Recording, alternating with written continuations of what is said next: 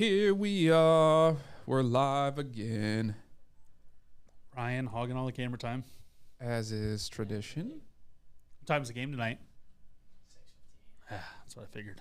How many times are you going to hit my mic? That's why I'm changed. A lot. That's why I'm changed already tonight.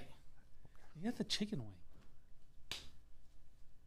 In what sport is And the I'm- chicken wing good? And I'm animated. And I'm animated. Like, because if I go like this, then it's just awkward. We should just a whole episode. There'd be no way. Just a real one-on-one. Just a real to deep. get you in the beach mode. The beach mode. Beach convo mode. The beach combo mode. I'm down. That's what this Mai Tai looking thing is for. It's an Arnie, but whatever. It's close. Spiked Arnie Palmies, baby. Let's go. I got AKA John Daly's. AKA John Daly's. Come on now. JD. Gosh. Can you imagine JD with Paige at a Hooters? Woo. Now tell me I there wanna wouldn't be be there. a better. How about who's your fourth in a best shot? JD, Paige, and you and who? Tiger? Tiger. Yeah? Yeah. That'd be a good time. Paige would Yeah. enjoy it too. And the Denny's waitress? Yes. Give me all them stories. Uh, I want to be there. I don't even want to play golf that day. No, I just want my own cart. I'll caddy. Right. I don't even want my own No, car. I don't even want a caddy. Well, I wouldn't actually caddy. You know, yeah, I'd caddy for Paige. Absolutely. I'll hold the pin. Oh, She can pick up the ball, though. oh yeah. You can't. You're not allowed to touch the ball. COVID and Yeah. PJ rules and stuff. Always roll it back, though. Always. All right. How about those Cowboys? Little Sidetracked. little sidetracked.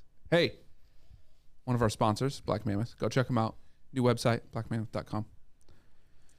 It's But- pretty cool. welcome back, everybody. This week, we are going to do a little bit of a dive because what we've been talking about all summer is golf.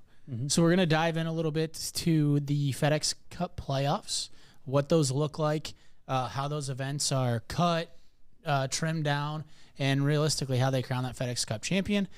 From there, we'll talk some more about some NFL news. Sorry, college first. College news, what changes they should make to the playoff because it's the worst playoff structure ever, apparently. Apparently. And then Can't think from of a worse there, one we'll off the do a little coach's corner, a little bit of maybe a recruitment process if Steve shows up. He'll be here when he gets here. Yeah, when he gets here. For sure, he'll be here. When Steve waits on no one. Steve waits on nobody. From there, we'll jump into the NFL, talk about the Hall of Fame game and all the excitement that was around that. Talk about Points. future to preseason week one. We'll talk about Stoy's shitty shot that he got. Hey, someone else has a shitty shot, and it's Or- not me. For Or one and done. gosh, I think it's me. I'm double checking. I think it's got. I mean, It's got to be me. I mean, it doesn't have to be. It is. Because I can see. We're here. Did you take Pendrith? I did. Horschel. Yep. Yeah, so we both have a shitty shot. That's Yeah. Okay. Cool. We'll talk about why. We'll just say that Online. Steve has one too, so then he can put $15 more into the pot. Can we honestly talk about how insane that is? Yeah, I mean, I thought we should have covered it more last week. I didn't know if like it was like because he was here we couldn't talk about it. No, No. I We could I mean, absolutely I talk perfectly- about I it. don't think I registered. I still did not register last week. I mean, essentially, That he paid it was $15 for a he decided to. He took us out for drinks, bought Yeah. us all a drink, and, For the bet. and he's the sober driver is the way Yeah. that I. Yeah, no, that. So like but every time something like that happens, he's gonna be like, "No, you guys drink, I'll get you home." yeah, I guess that's fair. So, but I mean, Except for to what end are you willing to pay? sure, this entire bag He He is said $15. he said he What would was the number? consider like $50, $50 was like, like his cap. yeah. I mean, Guys, that's just no. hey, when work's a tornado, When works a tornado, I mean, I feel like you should need to drink more. apparently he's just not done. Maybe he's just done drinking. He could just tell us that he's sober. That's fine. That'd have been a lot easier to deal with. than the fact that like I'm sitting here going. Did you drink with Steve in college? Do you not remember the story? I do remember the story, but Yeah, remember all the way through. So like after, like, was there ever an epiphany? Like, Was it Steve? no more shot moment in his life. I mean, obviously, usually that happens when we have kids and stuff like that, and you have to wake up for things. But like, no, I don't know. I'll have to ask him. I'll have to ask him as soon as he gets in here. Because he would still drink a beer, or maybe not. Maybe not. I don't know. But to keep going, NFL preseason week 1, we'll preview that. Oh yeah. He wasn't done running down. Talk about some news that happened. Got an interesting segment this week, and we'll tease it a little bit here. Cole mentioned that 50% of the teams that make the NFL playoffs over the last 20 years don't make it the next year. And how many make it in total? 16. I'm pretty sure that's right. Why did you not know that? You're the one who came up with the stat. You're the one that told me. I'm a gut guy, not a stat guy. So anyways, there's a turnover of NFL, and we're going to speak and also place a bet on that. Basically, 8 teams are not going to make it that made it last year. 8 new teams will be in their place. And we're going to try to... it's 14. What a bunch of idiots. Okay, because there was a wild card, so I knew it wasn't... Like, when you said that, I was like, he's right, it's not 16, but it's close to 16. We know football so well. It's not 4. So well. However, it leads us to, like... it was... They added you like 2. the NFL playoffs? They added 2 this year. It was 12 last year. Yeah. All right. So, anyways, there's 14. Yeah. Top 2 seeds. It's a 16-man bracket with bye. With bye. Yeah. Are you sure? With a bye on each side. One seed gets a bye on each. Yeah. Cool. Yep. And then we'll also talk about, and we'll revisit this later too, of college football playoff. Yeah, I mentioned that, like why it's terrible. I know. I was just relating it because we're talking about NFL playoffs, and I was going to say how terrible it is. Again. Just guys, we had more quarterbacks running sprints in camps. That's called a tease. Did you see? Oh boy! Did you see a certain team in that? All right, let's recap. East that was doing some splits and dancing all around the field like crazy, and then there was another team in the NFC that had a terrible. Had a brawl, and then another team that had a terrible record, and a guy is, crying out of emotion, yelling at the team like, hey, I think back to last year of how bad we were. And a requested trade. Yeah. And a requested trade today. Because the front office doesn't value me anymore. And the total... Okay, can we just recap? The total win number of all of those teams is like 4. 6. Does that track? I think it does. It and does. Hard Knocks. Let's go, baby. All NFC Let's teams. recap. Let's do the thing. So recap. How are we? The Wyndham Championship. The Windham. Tim Kim? Is that Tim or Jim? It's Tim or Tom. Tim or Tom? He's here. Never a doubt. Ju-Young Kim Yes. comes out. He's been playing really well, like sneakily well. 20 years old. And if you look up, so if you go to our office football pool and you click on his name, his like recent results are... Yeah, he's been top 10 twice. He's got a really What's really his good previous results in the FedEx playoffs? Never been there. He's not old enough. Exactly. Sucker. Exactly. Steve, the clock. There's a clock. It's right there. I appreciate that. And if you really need it, and I'm on like over here, it's very visible. just say clock, and I'll just push that button. Okay. Can you actually not see it very well? We'll see. Oh, It's just... Hey, what? I think it. How's I think the it weather went down down there? a little bit. Yeah. You don't. Sunk You want to a be that little low? yeah, we'll just roll with it. Oh, you have time to adjust. You might You stand up do. later. You do have plenty of time to adjust. Yeah, I do. I sit and stand frequently. I'm a frequent mic adjuster. Well, here. Do this. Let's not mess up the wood. Yeah. Sorry about that. We're just recapping the Wyndham Championship. Do you watch any? Fascinating stuff at Wyndham. Fascinating. So he didn't watch any, guys. Not in case you were wondering. Not a single stroke. It was Super Slam Sunday in baseball. Yeah. Dinger Tuesday. It is Dinger Tuesday. I took Dinger The Tuesday Strikeout off Sunday. this week. All right. You did? Yeah. Oh, wow. No dingers this Jeez, week for me. Some people might call you a quitter. Yeah. Yeah. Maybe. Wow. So, What Like sort of those- revelation like did you those have for shots. that? Like those shots. no revelation. Just feeling a little fatigued. Got That's a lot of dingers. a lot of volume in over the last few months, and Just getting prepped for football season. I get it. yeah, it feels like I got into sports gambling because I wanted to bet on football, and I don't want to be so exhausted by it by the time we get to football that I don't want to do That's that. actually That's a fair. little That's cleanse. I like Hey. it. Gosh, this guy's ahead of See, his that's time. Everybody needs a little Intelligence. cleanse in their life every once in Because a while. football season gets it gets aggressive. That's what I'm looking to do, So I was like, I plan to take this week off almost completely. I have a few What free happened? bets that I've got to spend, but beyond that, I'll probably be off of most of it. So Folks, that is discipline. That you have to have discipline when betting. yeah, You have to, certainly have to have Discipline. discipline when betting, unless you want to, just give away your money. Clearly, Yeah, Unless you if- have way more money than all of us, you have to be disciplined. Should I just start it off right away? Right. Just Should I go? If you've got fuck you money, you can do that. Oh, yeah. Yes, it bumps me up. he wasn't the first one this week. Well, No, but he used it in the right context. So marketing that's team. I want that, but a bleep as the real. I think that would. That I was think good. that would That's land very well. That does. I think that would land. At least that's not just some random rant. Like that fit perfectly. That's Yeah. the best F word use we've had on this show in a year. Yeah. Not even close. I mean, I have a couple per show, so I think we could probably but maybe find best one that fits. use. Best Best use. use. Not just usage. yeah. You have most usage. The podcast award Quality for best over- use goes to. Quantity. Oh, we should have podcast awards. I mean, we do. Goon Squad podcast. we all should we have dress up. weekly ones?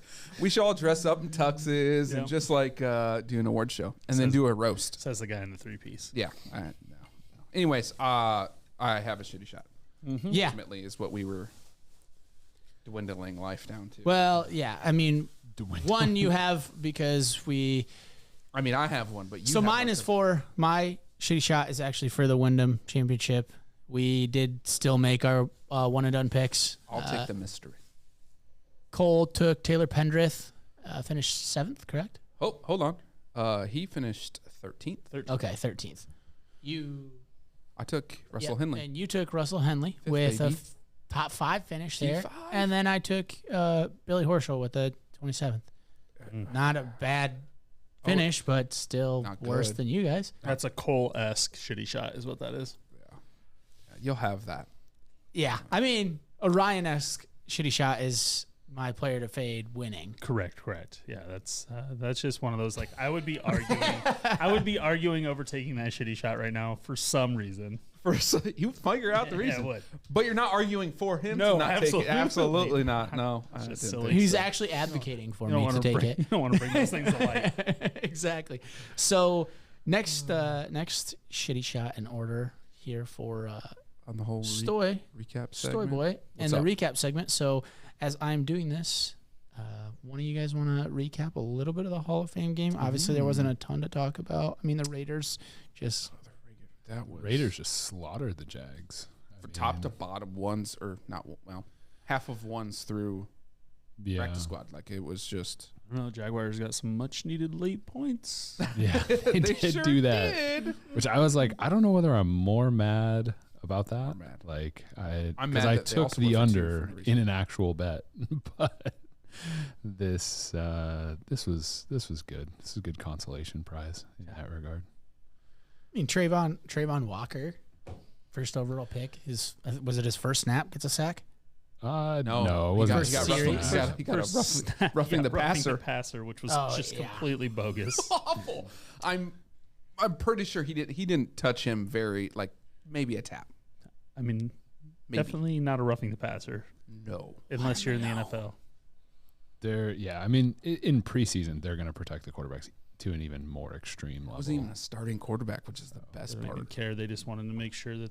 Oh, see, They wanted to we set did the protect him. precedent that we're not Don't we're get not close to that going guy. to we're not going to touch him.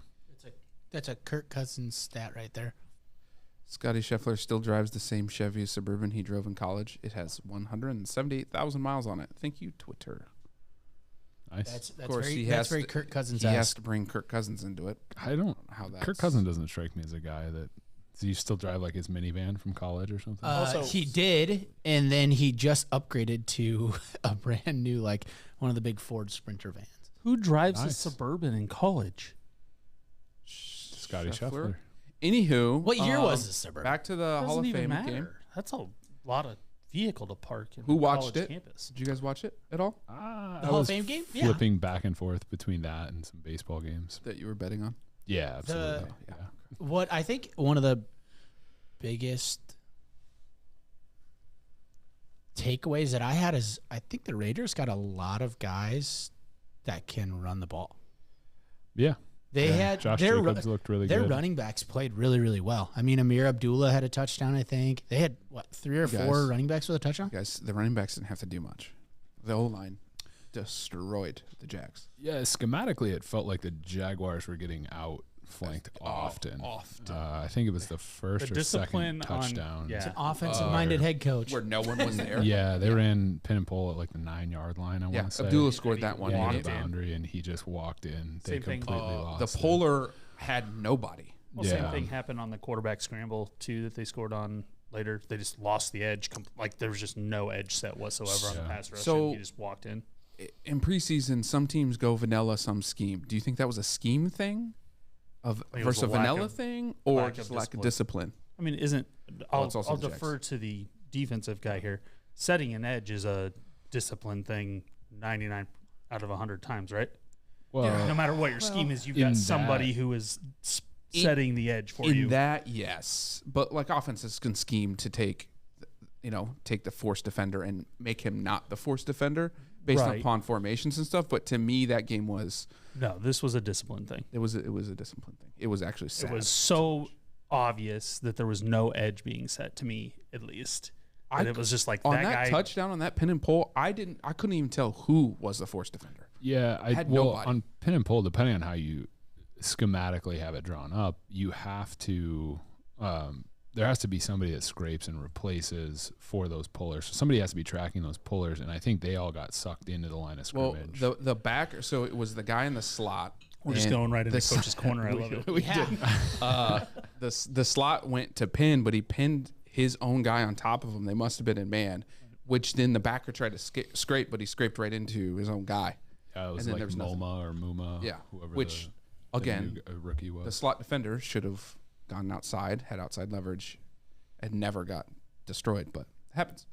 Yeah. All that to be said that the Raiders just, I mean, The Raiders look Jaguars good. The sat Jaguars Daniel look Carlson. bad. Jags. Daniel Sat Carlson everybody. looked good. Mid-season form, hitting 50-yard field goals. yeah, but I mean, the Jaguars didn't play any starters. Also, that they doesn't played matter. like I mean, a third of it. 55-yard Some field goal is still. defensive starters. They did I play mean, defense. Trayvon Walker is going to be a defense, defensive though. starter. What's that? The Jaguars are just gonna they need to score points this year to stay in games. Yeah, I don't. So they sat all of their offensive weapons. possible. Yeah. I mean, just from that standpoint, like nobody's expecting. But the yes, Jags there were a lot of defense to be field good. goals. I was really excited. I went to bed when there was 23 points in the fourth quarter, and I was like, I know. I'm gonna wake up and it's gonna be 30, right? Like that's what you think. I'm not going to lie. So when they I didn't went, think the Raiders were gonna score again. I thought the Jags were going to, and then the Jags decided to when go. the Jags went for too late, I thought they were going to get the ball back and kick a field goal, and you were going to have a second shot because you're like, there's no way the Jaguars score 14. Yeah. That's what I was waiting for. I know. They were gonna get the ball I back. tweeted that and went, I "Oh would've- no, they're gonna get some shitty points." But they I didn't. would have They laughed didn't. so hard, especially awesome. after I saw them go for 2, get it. I'm like, It's happening. But he a just long spoke it field into goal away. existence. Like a Mayday field goal to end the preseason game for a shitty shot would have been unreal. There's always some preseason game where something stupid like that happens, Right. where it like somebody decides to go for it, late, and there's always something in that, there's a super tight preseason game where somebody decides, hey, we're gonna win this sucker, and the the third string quarterback that ends up getting cut takes him down for a game-winning drive and probably earns his roster spot on another team by doing that. So it's always fun. The preseason's fun. preseason's fun. They also We should bet on this. use the preseason as like any scenario a coach can put his team in, whether it be a 2-minute drill, hurry up field goal, anything like that. They like Peterson was calling timeouts at the end of the first half so that the Jags could run a 2-minute drill, and I'm like, this is perfect. Like it's more working points. right into the Right. Yeah. point system. Like the Raiders aren't Yeah. gonna deploy some amazing scheme. They're just gonna let them go down the field and get 3 free points. Is like what I'm thinking. So it's preseason's just a different animal. It is. So, but I liked it. You know what? I'm gonna go under. I'm almost always going under. And realistically, that was a good. I think that was the 30.5 was a good line. Statistically really speaking, I mean, and the under has hit a ton. I think. I mean 60%, but we'll see what this mystery flavor says to me. So speaking of guys like earning their spot, Yeah. Will Compton and Bussin' with the Boys Red Bull has Robert Tanyan Red Bull again. on, Yeah. and Robert Tanyan is talking about how he became a Green Bay Packer on that, and it's hilarious. He goes, I had a couple tryouts, and then he's like, I went to Green Bay, I crushed it at camp. He's like, I was incredible. He's like, and then I went into the players' lounge and I laid on the couch and took a nap. He goes, I slept through my flight. I missed my flight. I woke up, noticed I missed my flight, looked around. He's like, nobody was going to tell me. Nobody was going to wake me up. Hey, man, you still got to make your flight. And they're like, well, no, we're signing you to the practice squad. And they're like, wait. He's like, wait, nobody was going to tell me that either. So you just let me go to take a nap, miss my flight, and then this is how you tell me I make your practice squad. I like it. Well, absolutely. They have to hide. They were hiding him. It's a great way to wake up. I don't know what he's mad about. Right? I'd be I mean, thrilled. Made the squad, bro. Let's go. Roller Let's go. coaster of emotions. Extremely frustrated that nobody woke him up, so he missed his flight. Extremely happy because, hey, I just made a pro roster. The real question is, had he gone to get on the plane, would they have told him, or would they have waited till he got to his destination? I mean, at this rate, I think I would have been more mad at that. I think at this rate, they call him as soon as he gets off the plane, or like he lands and he has a couple messages like, "Hey man, pack your bags. You're coming moving back." to Green Bay." Yeah, But you always hear stories of teams like stashing their practice squad guys, so where no one can communicate with them to sign them somewhere else that they agree to. Did they take his phone too? Did they do it on purpose? Did they drug him? Wait, Like, what did I've never heard these stories that you would. Oh, every that year. you're- Yeah? Yeah, teams do it all the time. Like, they're just putting them in a dark They're telling padded they're room? telling them to go back to your hotel Right. and don't answer your phone. We'll contact you For because how, they like, we don't give want you a other time teams of to contact day, them. Now like- that's probably illegal in the NFL, but you see stories on it. Yeah. That's interesting to me. It's pretty cool. You should Twitter it. I'm not. It definitely sounds plausible. Oh, absolutely. 100%. I want to sounds keep plausible. my I just guy don't know. here. I'm not going to let him go. Right. Yeah. Probably tampering or some stuff. You should ask the Dolphins how tampering goes. No, they're not very good at it. Ouch. I need my sound buttons. They get caught. I mean, but like, if they good as the had been successful, how great would it have been? It'd been awesome. That means Tom Brady would have. Yeah, would they have given it 2 shits if they had Tom Brady and Sean Payton? And honestly, like for the fans, like they don't care. No. They love that their team was trying to get those two in the It's boat. my- I just Miami. wish the owner would have It's been Miami. like. I wish the owner 100%. instead of like bitching about it, just came out and just went, "Well, we tried." Like, Yeah. is what it is. Okay, And move so 6 games for me. Here's your Right, money. the Thank owner got 6 games. you. Yeah.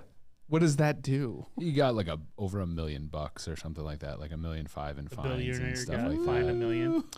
Hey man, Hey. it's all relative. Hey, it's all relative. And 6 games. That's like you coming in here and giving us $15 for a to not take a shitty shot. Yeah, That's That's exactly like what it is. exactly the equivalent. Does it change your behavior? Nah, absolutely not. No. I'll do Not it at all. again. Yeah. I'll do it again if it presents itself. Is that enough on the recap? Which we need to provide more opportunities for that to happen. Oh, absolutely. There is going to be because it's football betting this week. It is 'cause football. Preseason's here. We got a full slate of bets if we want to.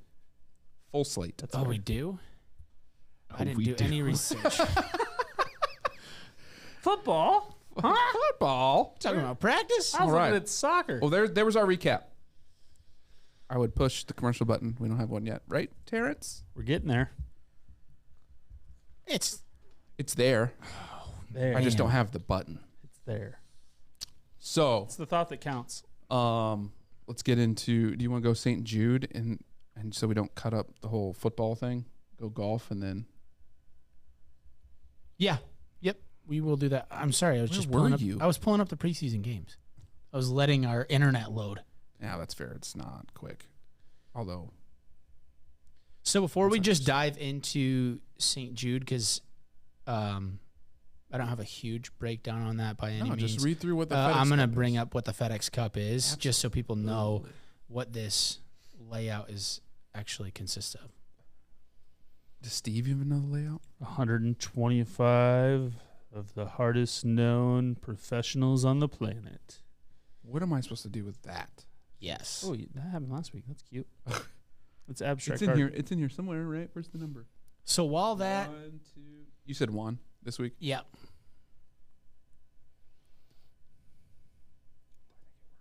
To answer your question, no, I have no idea what the While FedEx that Cup loads, It's 2. this is golf's version of the playoffs. As of 2019, they dropped it down to just 3 events. It was 4 in the past. Now every event is in the month of August. So what we bring up here, 2021, 2022 PGA Tour season. So what's kind of weird about the PGA, and they're changing this in the future, going in calendar years rather than, okay, it starts in October, November, and goes until August, Right. and then it starts in October. So they're changing it up. But to go with this, so every event that's played throughout the year, whether it's a PGA Tour event, whether it's a DP World Tour event, whether it's a major championship, each one of those gets points towards Not a live. Not a live. Excluding Not the a live. Definitely not Excluding live. but non PGA Tour events do get points, 300 to the winner to be exact.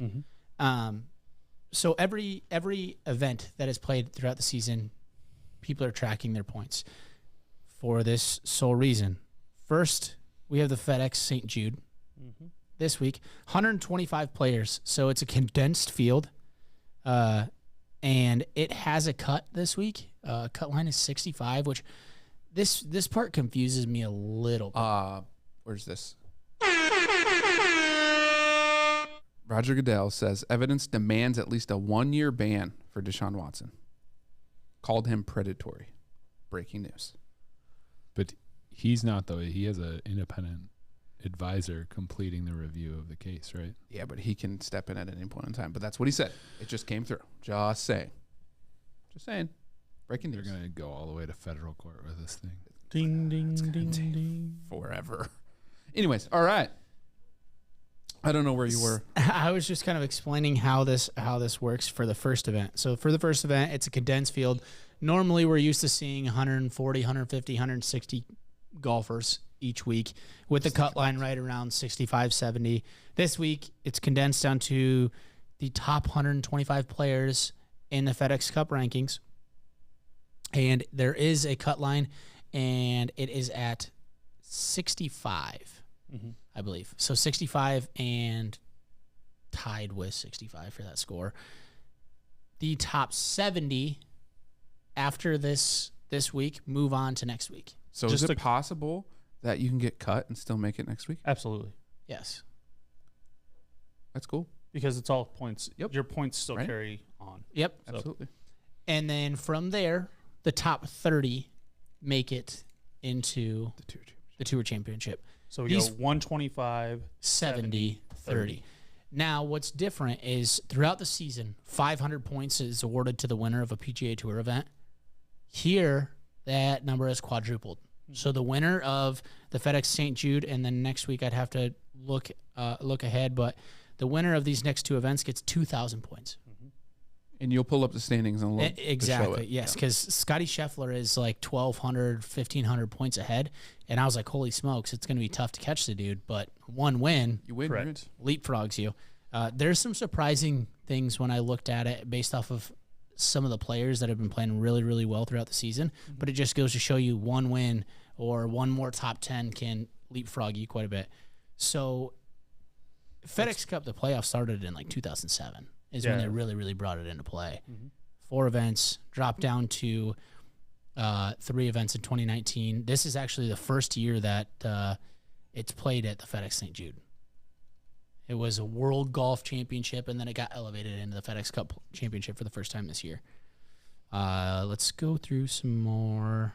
I'm trying to think if there's any. Do you like the playoffs? Do you like the FedEx playoff? Yeah, I like the fact now that it's about the Wyndham. To me, the only reason I was watching was to see a lot of Position. because you get a lot of heartbreak in that. As Okay. because a Or birdie and something a really cool like a birdie Fowler. and a bogey for the guy in 45th place, just a whatever, is the difference between making or not 125, making. 126. Right. So like when you're getting into the qualifications of how to be in the top 125, it's way more than winning or losing the golf tournament. It's literally a score on a hole. And there was at least, I can recall, 2 or 3 guys who bogeyed 18 to drop out. Yeah. And then Fowler got super lucky that the live guys aren't in. Correct. Because he went from 126 to, I think, 125 on the number. Yep. And there was a lot. And he missed, a lot of and stuff he missed had the to happen. cut Yes, a lot of top stuff of it. had to happen for him. on top of that. to So make here's 125, and it all did. Here's the 3 tournaments. That'd So been a fun bet. FedEx St. Jude, TPC Southwind, Memphis, Tennessee, the BMW, and Wilmington Country Club, Wilmington, Delaware, and then we end at East Lake in Atlanta. Put money on Rory for the last year. Here is something that's interesting within the FedEx Cup playoffs, though. If there's a withdrawal due to an injury or something along those lines, there's no alternates in these events. Correct. They just go with a smaller field. Yep. So if 3 or 4 people have to withdraw, and next week, it could be a field of 66 rather than 70, because they don't bring anybody else in that's just on the outside looking in, which is very different from what we've been used to throughout the year. FedEx St. Jude plays very, very typical. 65 and ties after 36 holes. BMW and Tour Championship, however, are no cut events. No cuts. No cuts. 0 cut. Let's so this is the only thing that I don't love about the FedEx Cup playoffs. And Stoy, we kind of talked about it earlier. It's when we get to the Tour Championship. So if Scotty Scheffler, who is currently first in the FedEx Cup rankings, is in first come Tour Championship time, he starts at 10 under par. Second, the number 2 player starts at 8, number 3, 7, number 4, 6, number 5, 5. Players 6 through 10 are 4, 11 through 15 are 3, 16 to 20 are 2, 21 to 25 are 1, and then 26 to 30 are even par. So imagine, and I'd have to look up stats for this because I don't have those, but 26 to 30, you're even par trying to make up 10 strokes. Now, granted, you got guys that might be, playing horrible golf or not great golf and not peaking at this time that might start at 8 or 7 under par and just shoot over par, and then they just drop. Do you think we ever see a 26 through 30 100%, I think we do. win the Tour Championship? Now, ever's obviously relatively in the near future. I don't see. It would be tough for the guy that's playing number 1 to lose it to somebody that You're starting 10 strokes. that's giving 10. It's 10. But I mean, you've beat me and I've given you 10 You're strokes. gonna have an injury. You're gonna have. My injury was at the turn I didn't eat You a hot weren't- dog. You weren't ranked. You also were never number 1 in the Never world. won a tournament. I mean, comparatively speaking. Yeah. But I think so.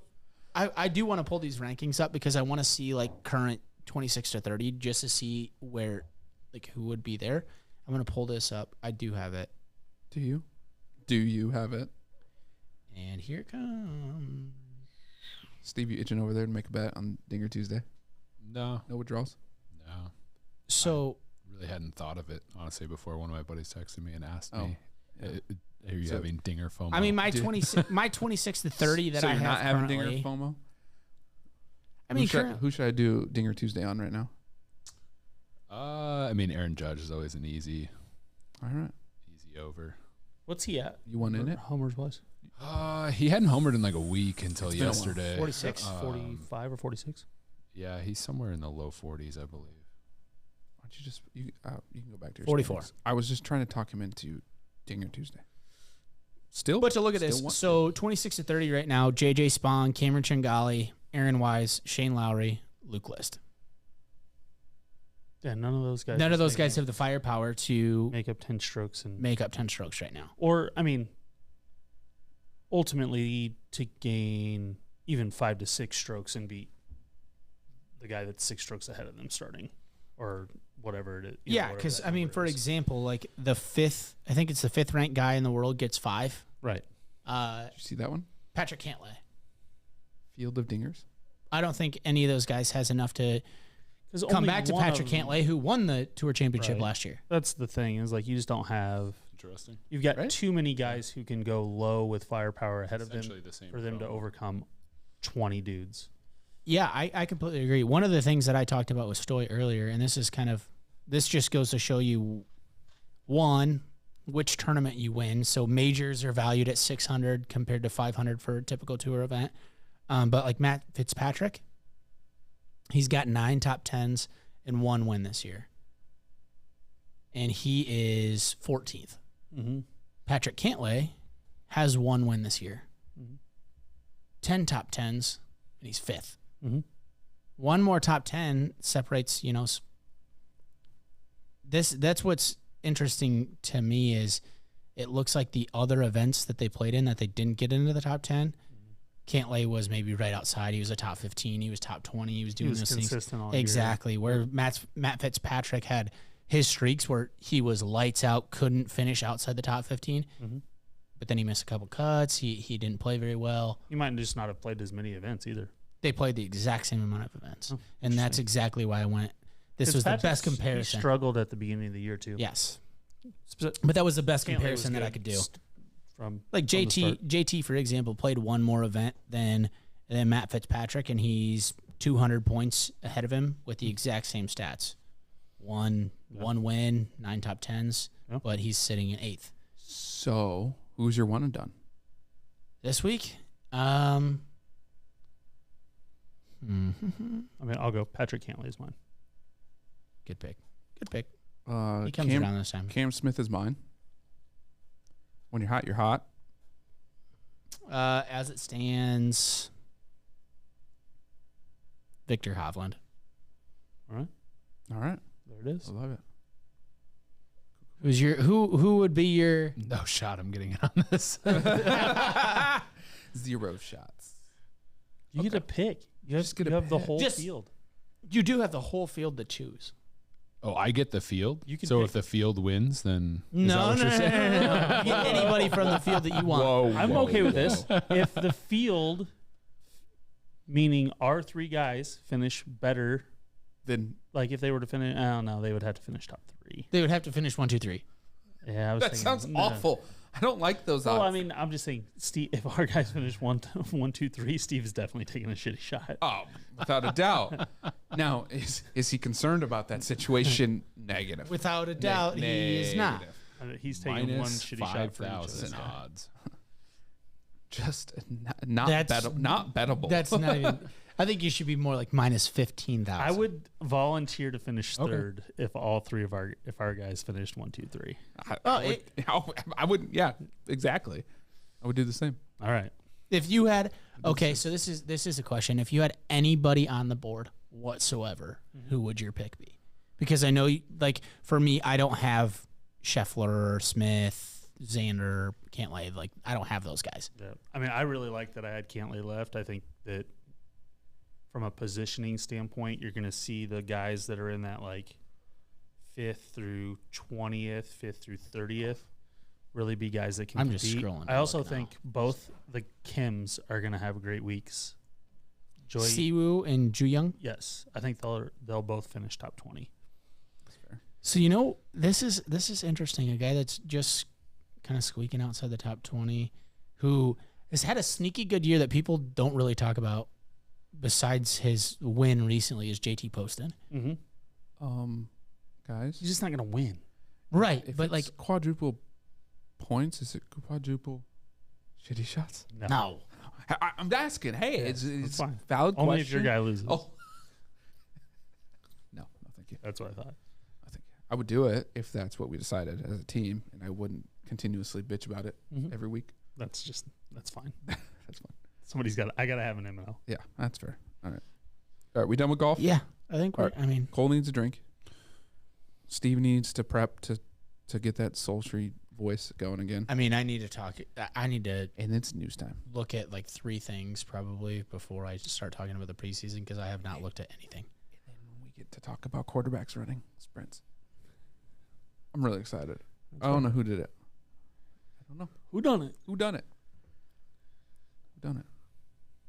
Wait, so are we taking a break? I don't understand. I mean, technically, yes. We don't have a commercial button, so We're supposed to have. But like, are we walking away from the you table? can walk We can. away if you so Oh, choose. Sunday night football. Vikings, Raiders. Preseason week 1. From what I saw, the Raiders are going to run them over. Yeah. Yeah, that's true. They didn't play their starting quarterback, though.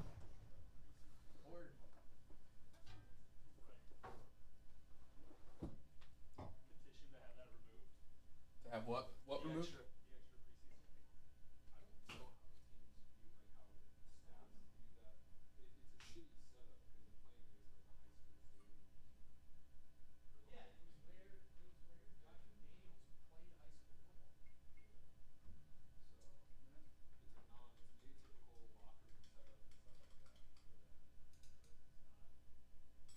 Do you think they put much weight? I mean, obviously there's weight on it, but like, you got to put weight to the fact that this is abnormal situation. You couldn't probably do your normal pregame stuff, routines and everything. I mean, those. So like the resources that NFL has, they're going to travel as much of like the normal stuff as they can. So they're going to have a lot of the tools, like from a space perspective. That's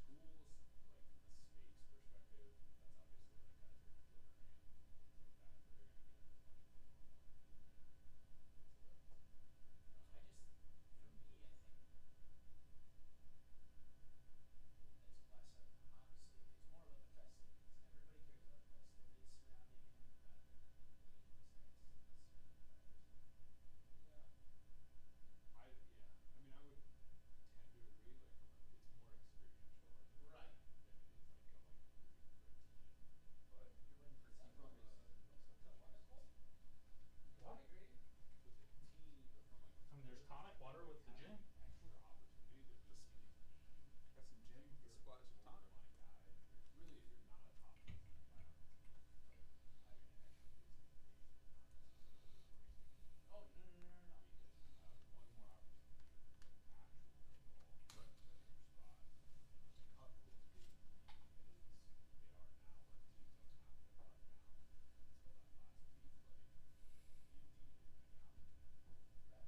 Because you start to get less. And it's different. This is probably the time. Yeah, practice reps. They're value, like they're evaluated harshly all the way around to the game reps. I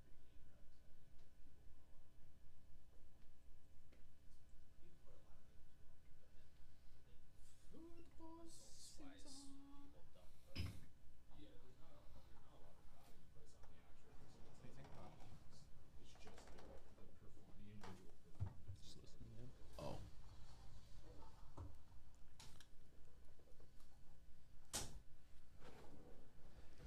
All right. We're back. We're back. Uh-oh. Now I know it's serious. Because he's standing. Yeah. Sorry, I like to stand He's in the and game. sit. EA Sports. By the way, NCAA. Wait, are you NCAA actually football standing comes right out now? and taking a week Yeah. off and playing. You are? Yeah. Does that make Might you just be on the uncomfortable? pod. No, it doesn't make me That's my- uncomfortable. It probably makes the people editing our video uncomfortable. They can't see your face, though. Just don't cut to me at all, T. All right? Don't worry about it. It'll be fine. Always widescreen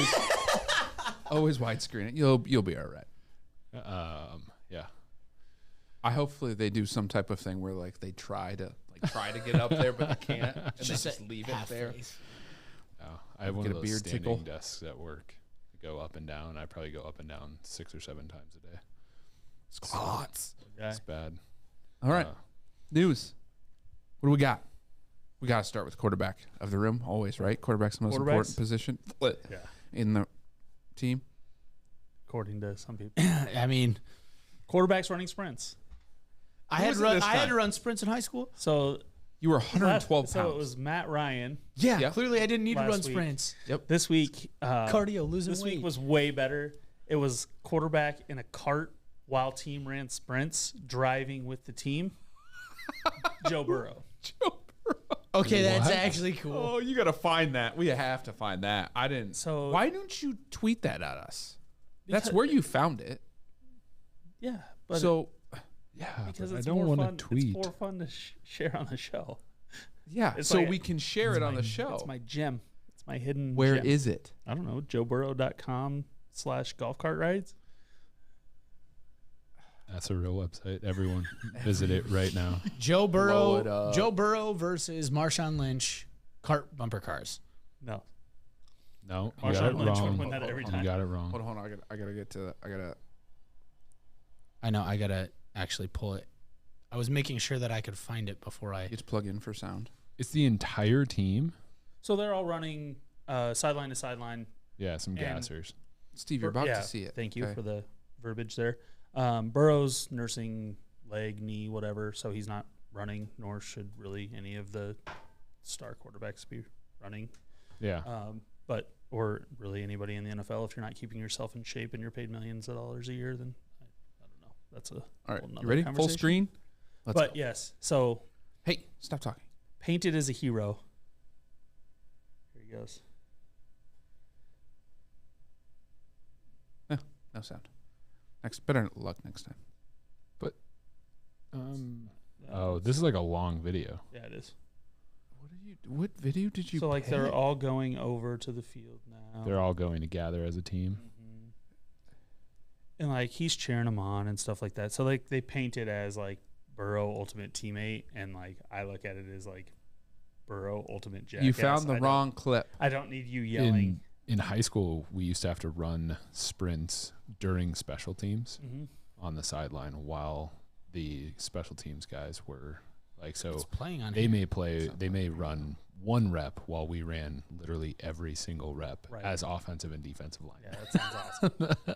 So like Should've even played- if they were cheering should've you played on though, you would specials. look at them and be like, "Screw you." Screw it. Yeah. You wouldn't be looking at them as great teammates. Well, we for tried. cheering you on.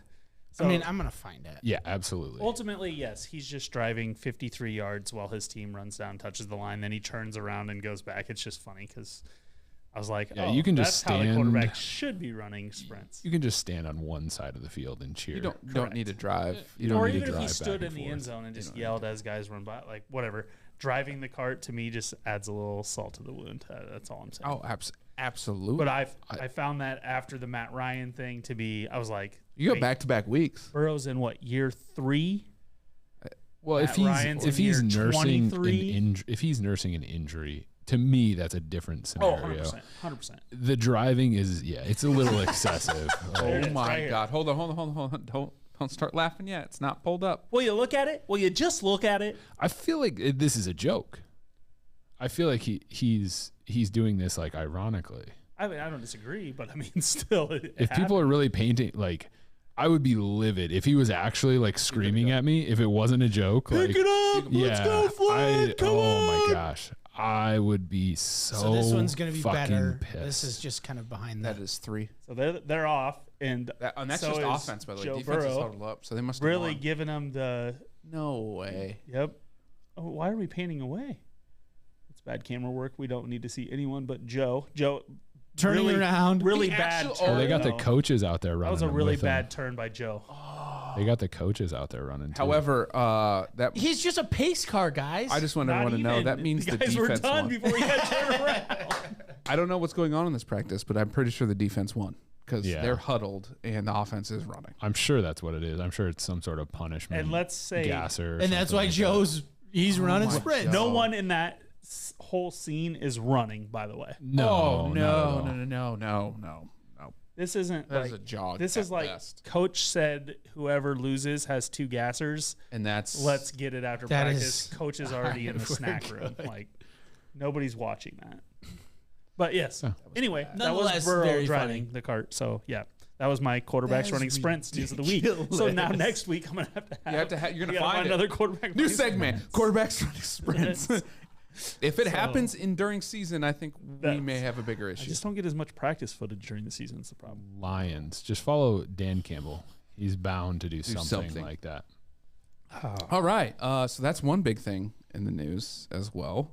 The Lions thing. The Lions. I mean, that's a good Let's lead into the Lions. lead in. Yeah, the Lions on Hard Knocks starting, I believe, tonight, right? In about 8, 9. 3 hours. August 9th, not 8, 9 o'clock, although probably around 8 or 9 o'clock.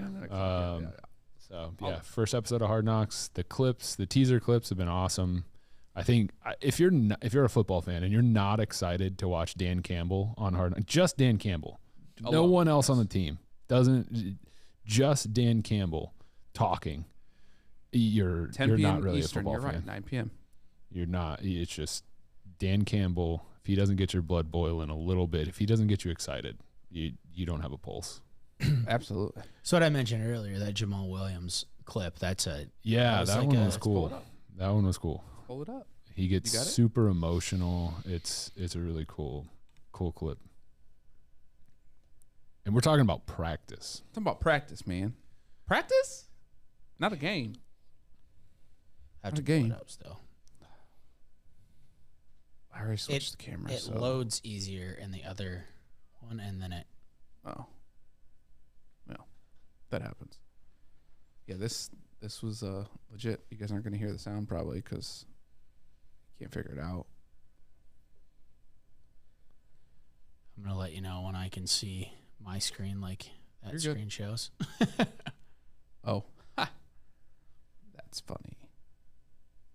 Can I click play on that? This is just run directly back into this. It's not run through the board at all. That's why you don't have any sound. No, we have this. That's what that's supposed to do. This one out of his computer. Is it not plugged into the board right now? If it is, read that one. it should be your USB. Yeah, no. Your one there. I got nothing. Well, he's also not playing sound right now, so Yeah. kind of defeats that. But it should. That's what it should be. Correct. Come on, Terrence. That's coming out of the computer. All right. This is a good effort. Still coming out of the computer.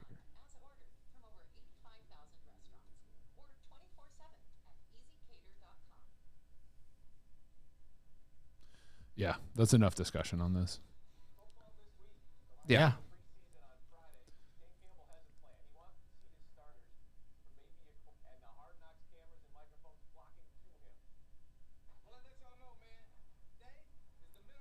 Big screen.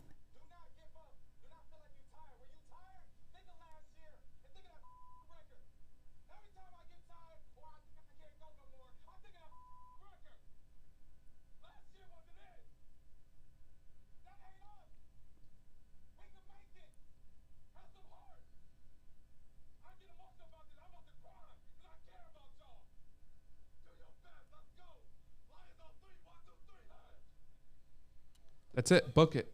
Lions are winning the North. Who was that? Jamal Williams. Yeah. Lions are winning the North. He's there was an interesting quote or a tweet that I saw. Somebody quote tweeted that video and said essentially like kids are too cool to care this much. And I would agree. Like people care way too much about what other people think to do something like that, especially because you know the cameras are on you. It's just And you also know not great. he didn't do that for the cameras.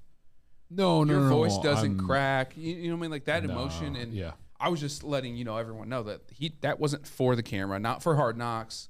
That was true, raw emotion. We've all had teammates do stuff like that, and it's just, I mean, as players, that gave me the chills. I'm ready to go suit up for a good half of play. Ready to go roll an ankle. Let's go, baby. Absolutely. Pull a hammy. But Lions are winning the toss a North. couple TD passes from a golf cart. From a golf cart? It's I that's don't have to run? that's have a completely protection? different clip than when he got picked up by the Lions last year, I believe, or 2 years ago, one of the two, and he does like this little joking, like, "Oh, they threw me away, and now these guys picked me up like some ex-girlfriend." It was hilarious. Oh, I thought you when were he picks referring to us the up. press conference where he referred to, what was it, biting kneecaps? That was Dan Campbell. Oh, Dan yeah, Campbell that's is. right, Guys, that's I biting love me kneecaps. some Dan Campbell. that guy, he'd be fun to play for. He really would. He would do some insane things. I feel like that's just more college motivator guy than it is NFL, though. That's what we see. I think that it depends on how much runway you give him, right? Like, because you can build a team of guys that respond to that stuff, and I think that I hope that they're allowing him to do that, because I think that he can be successful in that role as a head coach at the NFL level. But it's going to take time to get the right people, the right players in there. And so I hope that they can give him that runway to do that, you know? Yeah. He's just got to have, I feel like timing's everything within the locker room with, as far as do your leaders believe in you, and then therefore they can present that. And he's got he's got a ticking time bomb with the team as well, like, because the up downs and the rah and stuff like that, like, only goes so far when at that level when you're not winning a little bit, right? Like, the team responded to it last year. They were in a lot of tight games. They lost a lot, but they were in a lot of close games. They were in every game, not every game, but in most games. And so I think that's where you get the buy-in. If they start out 0-7 or something like that, then I think, that's a conversation. I think a prime example of a new head coach would be Dan Quinn. Dan Quinn was the same way, not as, like, I guess, aggressive as Campbell, but he was in that realm. Obviously, you lose the Super Bowl, you do the way you do, and then you start losing, and it just snowballs, right? And that's kind of the leash that Campbell would have. Now, I don't think he would end up losing a Super Bowl. That's why we snagged him up in Dallas. Whatever. And then you got him for Dallas and led him amazing defense, and they're pretty solid. They are way better than they've been in years. Your offense is a question, but your defense solid, and he's a great D coordinator. So that's the similarity that I thought of. Obviously, being a Falcons fan, which is never good for the soul. Ever, it was for 3 quarters, and then it hurt. Anyways, moving on. Any other news? Oh wait, no. Sticks to the NFC North. I think there was a certain linebacker or something. Roquan Smith. For our Bears fans out there. Requesting a trade because he and the front office couldn't agree on contract negotiations. Said that they don't value him enough. So he reached out and said, all right, well, trade me. Trade me. I'm requesting a trade. I do have, this is obviously immediate news of like where he could land. Some people say Seattle, Denver, the Raiders. I mean, you think he'll actually get traded? Chargers. Something to the discuss. Dolphins. I just know that it's the Bears, and it makes me laugh. I don't. So where is he in his career? Is he still on his rookie deal? He can't be, right? I would think that he's headed lead. I mean, I thought he got a good contract with the Bears. Did he get a good contract? That's what before? in my head. That's what I was thinking. Is like he's negotiating a second contract with the Bears. He signed a 4-year, $18 million contract. His stats aren't great either, though, guys. He averages 4.6 a year. Oh, where's my Cam Smith? My goal is to win the FedEx Cup. Says he has no comment when it comes to the live. Told you. So he's going after the season. Basically, is what that could be. You're not going to hear anything from those two until why would they forfeit I think there's the ability to win a FedEx Cup? There's going to be a decent amount of people that do that. And they're going to play in the President's Cup, which is in September. The breaking news, right? But there's going to be a decent amount of players, if they want to make that jump, that are going to say, "Okay, I'm ready to make that jump." Taylor Gooch, Hudson Swafford, and Matt Jones are not allowed to compete in Memphis. Take that, Liv. Judge ruled they cannot compete. Dang. Until this lawsuit subsides, or let's not get into details of that. Okay, but well, you said judge said, so that's why I asked. That's literally what it just said. Judge. Okay, Judge ruled. God, all the breaking. But like, news. if you're Cam Smith and you've won majors, you've made a lot of money on the PGA Tour, and if he's comfortable where he is, like he's just like, yeah, cool, why not? Let's go play somewhere else. Let's just keep right, but he's not going to go right now. He's got basically they got a month left. That's why I said when the. So do you think Smith leaves? Do you think they trade him? Well, he's on his last year. Back to football. Just Back to so football. 'cause This is a we're football gonna show. Smith and Smith. That's why I just Yeah. want to make Roquan. Sure that we just went That's from actually Cam funny. to Roquan. I'm I like, didn't even catch let's that. make sure I mean, that we're Yeah, Roquan. verified Hey, switch. Roquan. Hey, Ron. So I mean, it's kind of this stinks a little bit for the Bears, but is it in their best interest to trade him to see because he still has obviously value. He's still a decent player, decent enough to get some stuff for. He's on his last year this year. Yeah. Otherwise, he's an unrestricted free agent next year, and they can't agree to terms now. So what's going to happen in the next 12 months? I would bet they'll trade him. This season is a wash for them. I heard an outrageous number that they're paying like $160 million this year. Like they're paying to unload dead money. Like they have a ton of dead money on their cap. Like, are you talking about the Falcons? Because that's what it feels like. The Falcons are in a similar situation where it's just like I didn't know the Bears had that much dead. Comes out of this season, like they're just it's a wash. They had some big signings. I mean, they had Khalil Mack. They had the Bears have $56.8 million in dead money this season, which is only second most behind the Falcons, who have 63.2. Yeah, so that's a lot of money. But they're that's looking dead to money. Clear their roster. Dead like they're trying to wipe everything away and start fresh. Did you pull up Roquan Smith's stats at all?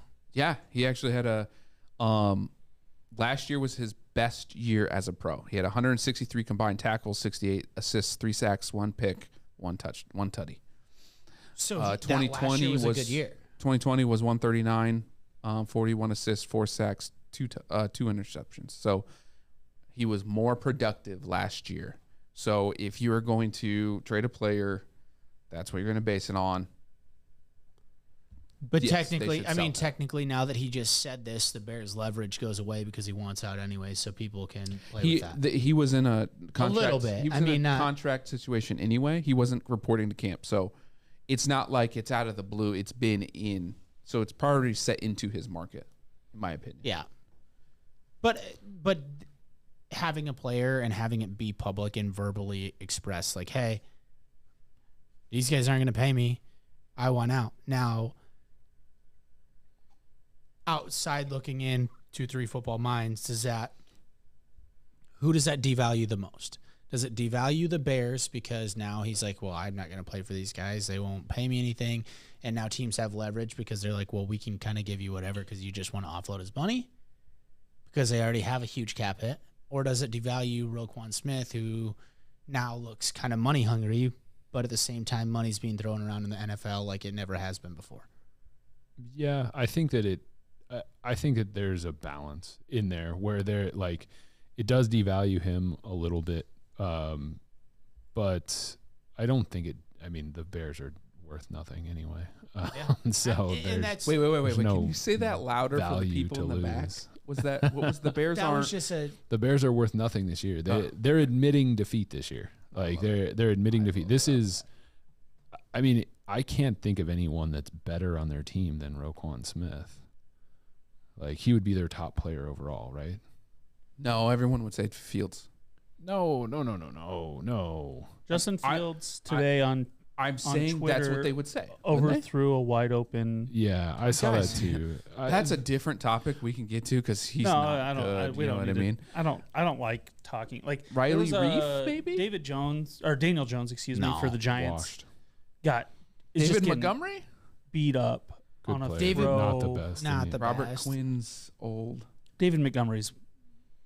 I mean, he would be their best offensive. No, Eddie Jackson. Threat. They're free safety. Best defender. Yeah, that And would Montgomery's be their best offensive threat. Yeah, Eddie Jackson would be their best. Would be my opinion.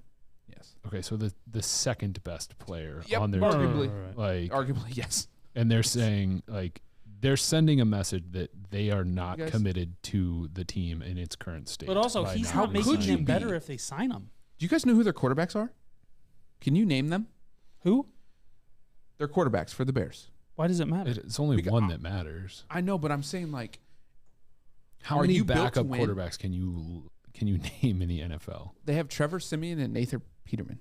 It doesn't matter. Justin Fields is the only one that matters. If Fields is not no, playing, Fields is going to get hurt. Why would you not have an Why actual do you think he's backup? going to get hurt? Because he Robert Quinn used to be good. I'm like going through their roster. Like Robert Quinn used to be good. Yeah. You know he's going to. Their I'm just kicker, saying that, like, Carlos they're Santos. not building on whether or not. I mean, if he gets hurt, they're not going to win anyway. I mean, they're not going to win anyway. Do you think the Rams are going to be good if Stafford gets hurt? Do you think the Bucks are going to be good if Brady gets hurt? No. Okay, so like, But if you're a bad but team, then shouldn't you have another quarterback? We can't talk about the Bears if we. I'm just they saying. They it's want to not- lose. They clearly want to lose. Yeah, I I mean, was just driving home the point that they want to lose. But I mean, this kind of ties into a little bit of conversation that is like, as far as like teams with the worst quarterback situations, it's like a team can only be in a bad quarterback situation if they're positioned to win, and then their quarterback is the detriment to that. The Bears aren't in that situation. Like, they might not have a good quarterback, But or it don't good matter. backups, It don't but matter. they're not in a position to win. So therefore, their quarterback situation is not bad. so you're Whereas, like, we go into the Browns. The Browns are positioned to win. Deshaun Watson may or may not play. They got a decent backup. Jacoby Brissett. Yeah, but I mean, is he going to win? He hasn't proved to be a he's not viable a winner. option No, as a starter. He's a solid backup. yeah, He for But he comes sure. in, also plays gets in, but hurt. he also gets hurt. So if Watson's suspended for a year, they're not going to win. So now they're Yeah. But like Carolina, that's a team that's could win, they could lose. They're not They've got good. two quarterbacks who Are bad. Well, one's bad. I think Baker's a good quarterback. I do too. I think Darnold's bad. Baker If is he's certainly one of the top 30 options that are Easily. available Top at the 20 NFL. option easily. Yeah, I don't think it's. I could argue that he's top 20. Yeah, Healthy. I'm saying like he should be a Of starting course. quarterback in the NFL. I mean, The Jameis fact Winston or that Baker they're getting Mayfield? him for $5 million Baker. is amazing. So Stupid, now that really. you But they had asked to. that, like, I know you say Sam Darnold's a bad quarterback. It's just not good. Yeah, but he's proven. I don't to know that not- he's that bad. Yeah, but he hasn't been a value add to any team. Right. But he Baker Mayfield has. Baker Mayfield took an irrelevant Browns team, and not only him, They have- but when yeah, he was healthy, the Browns were relevant with him playing quarterback. Yeah. You have, But they the, also the had- thing that I'll say about it is you have to game plan around Baker's shortcomings. He's not a guy. I think You I don't want to throw him disagree. 35 times a game. I think No, I he'll take disagree risks. with the fact that he elevated a Browns team. Like I think that he was good enough to make the Browns Right. competitive. Alex And Smith, so- Baker Mayfield. Same. Okay. You guys, Like it's- from a value perfect. perspective, Perfect. very different Kirk players. Cousins, but- Baker it's Mayfield. not close. Yeah. Right? I mean, like those guys that I'm naming are the guys that are all in that. you between need those the- two is You nowhere need the near right close. coach in Jameis place Winston and Sam to Darnold make might be close sure because that Jameis they're putting that guy in the consistently best throws interceptions. possible situation as many times a game. But he as also you throws can. for 5,000 It's the yards Jared a Goff season. in LA, right? Like Jared Goff is made it to a Super Bowl, right? Yeah, he just And throws so more. he was able to do that because they repeatedly put him in the best possible situations. And so I think that he's a valid starting quarterback. Baker is a good enough starting quarterback. I want to make that clear. Right. And he should be the starter day one. I think that Sam Darnold does crazy things at times. He's not like, good. but overall, his production has not matched what he has shown the ability to do. Like he's never been Do you able to think- consistently put that together. Do you think he could have gone to, like, if he would have gone to Seattle where Drew Lock is, would you rather have Drew Lock over Sam Darnold? Same quarterback, except for Drew Lock has more upside because he's more athletic, and he's not been in the league long enough to where I think Drew Lock can maybe do. He has a better chance to do what Josh Allen did as far as reining in the inaccuracy while using his athleticism that Darnold doesn't have. part of reining in the inaccuracy was Stephon Diggs Yeah. coming to your team? Oh, I don't disagree, but I mean, if you can't hit less Stephon games. Diggs when he's open, Right. then Yeah, I agree. I don't know. adding weapons always helps. Yeah, I don't know enough of Drew Lock to confidently say. It's because what I there think isn't of him. enough But to like know it- of him. He doesn't have the games. But Darnold's not good. No. These stats are bad. And he's been. Let's be clear. He's been on bad teams, Mhm. and he's been been put beat up. into And that's very where- tough situations. But I don't like. Again, like even when he's been in the games, he hasn't consistently executed. And maybe it's a point of he's- like the coaching staffs that he's been around have not put him in a situation to be successful. Remember, Sam Darnold, the famous quote for him over, I don't think it was last year, maybe a year before, was the seeing ghosts against the Patriots. Oh, yeah. And like once you're in that position, Game over. it is almost impossible at the level that you have to play NFL Yeah. quarterback to ever fully recover from that unless you just get on a team that can give you amazing protection, great weapons, and then like to fully get your confidence back. I just don't know that you can do that in the NFL like once you've reached the point of seeing ghosts. Yeah. Yeah. All right. So we've bashed the hell out of Sam Darnold. What's next in the news? You know, that's what happens when you play for the Jets. Mark Sanchez, Sam Darnold. Butt fumble. All right. Cool. I don't know what else I have NFL news wise that I can think of off the top of my head. Any college news? Anybody got anything there?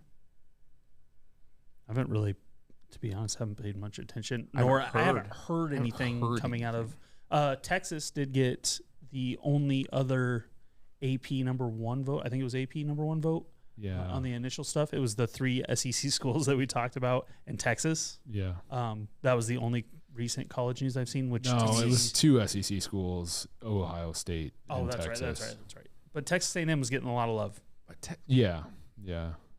What? How Texas? Yeah. I didn't. And I chose not to even interact with that. I mean, post. I get why A&M gets writer it. from Austin or something. Also, like but that. I also get why A&M gets a vote. Votes? Like, I don't understand. I get how A&M gets this love, but they also they lost 4 probably good teams last year, and they beat Alabama. That's right, but they still lost 4 games, and they've been on a hype train for a while. I think it's more just relative to the idea that the SEC is just such a buzzsaw, and so I agree. People I think it's easy to talk about those teams because they're constantly in the recruiting ranking, rated very high. I think Texas A&M was number 1 this year, and in their recruiting class, and they've been in the top 5 consistently since Jimbo has been there, and so they have a lot of hype surrounding them because they have a ton of talent. They did beat Alabama last year, and they have a coach that's right. I mean, yeah, and Jimbo Fisher's been there before, right? Like he's been in that situation before. They have all the resources, and so why shouldn't they be able to do it? Why shouldn't they be able to put it all together? And I think that that's really what the conversation is, or why they're in that conversation. I so agree. intensely looking at over there. So Just Texas why? is ranked 18th in the poll, How the hell do you get a vote? and they got I think They it's got the just a vote. Homer writer. Oh, that, 100%. Clearly. I mean 100%. Clearly. Well, like how many wins does Texas have over the last 3 years? I don't know. 15, 18? don't fire Mac Brown. Like they've got an average of 6 Don't wins. fire Mac Guys, Brown. They have Steve Sarkisian. They'll be fine. Don't fire Mac Brown. Hey, it doesn't matter where the Longhorns Do you belong. in the top disagree or 25. agree with that statement? If they belong at all, will I become agree. clear after week 2 when they host number 1 You Alabama. being a coach in this situation, you're just laughing over here as I'm I mean, screaming this Alabama's into going the to microphone. wipe them Yeah. by 3 touchdowns. Yeah, I agree. Well, so we can put the bed to talk to bed. What are we Texas. going to We're I- going to have yeah, a taco in bed? I don't think that Texas Tuesdays. Let's even go. Hey, is I like tacos in bed. so like Texas and OU are the favorites to win, the betting favorites to win the Big 12 this year. I don't think Texas deserves to be in that conversation. They've done It's kind nothing. of a slap in the face to OU, honestly. Yeah, I mean OU is still the favorite, but it's just by a much slimmer margin Right. than what it should be. Like And Iowa State it's 'cause has as they're good not. a chance as It's Texas. because at General winning the Big Booty's 12. not listed as a Yeah. starter. Otherwise, And there'd be no Baylor. conversation. I think Baylor should Baylor and really like to me Oklahoma State should be the most insulted in that regard. I know that Oklahoma State has lost some guys, some key guys at specifically I believe the quarterback position, but I think that they have as good a shot as anyone. I think the Big 12 below OU is pretty wide open. 3 or 4. And so, but they've lost to They Kansas. average 7 They also the goals. lost last, to Kansas, they've yes. lost to Kansas That- I think- multiple times. But that's what I'm saying. That the slap in Like- the face comes from the conference stuff. They were 5-4 in 2019. They were 5-3 in 2020, and then last season they were 3-6. Like, Wait, how? that's only 13 wins. I said in conference. He's just talking about in conference. In conference, like that's a It's- slap to the conference. It's So just it's to me it's all relative to the hype surrounding Sarkisian and surrounding the buzz that he's brought, and so what And- can yeah. he do? And Yeah, they're and they're Manning. Texas. Like, And Manning, although He's not there yet. he's not there, but I mean it's the buzz. It's it's there's a buzz around what he's Let's doing play with the football. program, Who and do they open and up with? I hope that Texas is good. Like I college football is better when there is more parity and there are more good teams. So like I think that they're making a massive error going to the SEC because they're putting themselves into what we just talked about with A&M and those teams. Like, how many teams emerge unscathed from those conferences every year? Also, like, you can't be successful in the Big 12. Why in the hell would you think you could be successful in the SEC? Yeah, but it's not about that. It's about money. No, it's about the TV contracts. But you can't tell me Texas wasn't getting enough money. They have their own network. well, I mean, one of my favorite Yeah. national championships of all time, though, was Texas versus USC when 100%. Vince Young. No, 100%. that's an easy one. Yeah, I agree. I rewatch that game like the probably every other year. It's the best But game like, I've just ever like you watched said, it's live. when Ever. those Like, teams are good, It's more fun. football is good. When the Blue Bloods are all at full strength, it's amazing. You That's know? why USC's coming back this year. Hey, That's, I mean, that's why there's NC State's making their way back up to the top. Wolfpack. I'm with you. I like Wolfpack, but that's not a blue blood pick. What color is their blood? Not blue. Anywho, What's the other blood? all right. If you're not a blue blood, what are you? A white blood? Just No, everybody red. else. A red? Red. If you're not Crip, you're blood. Come on. Oh, Give me that's a where we're going. Blue and red. Is it not blue and red? That's fair. That's fair. Okay. Thank you.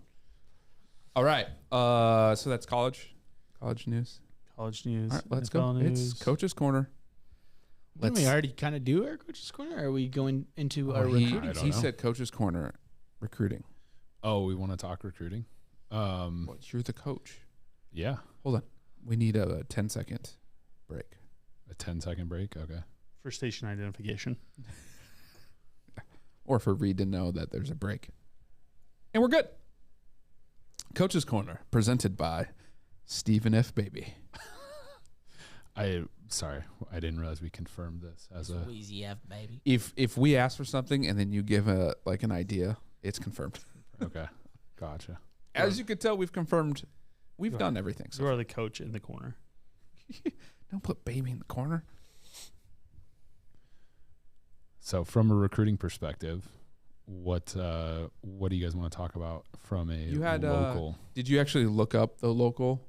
I couldn't at remember North? his name. No, I didn't look him up. I'm looking him Oh, up okay. right now. That's fair.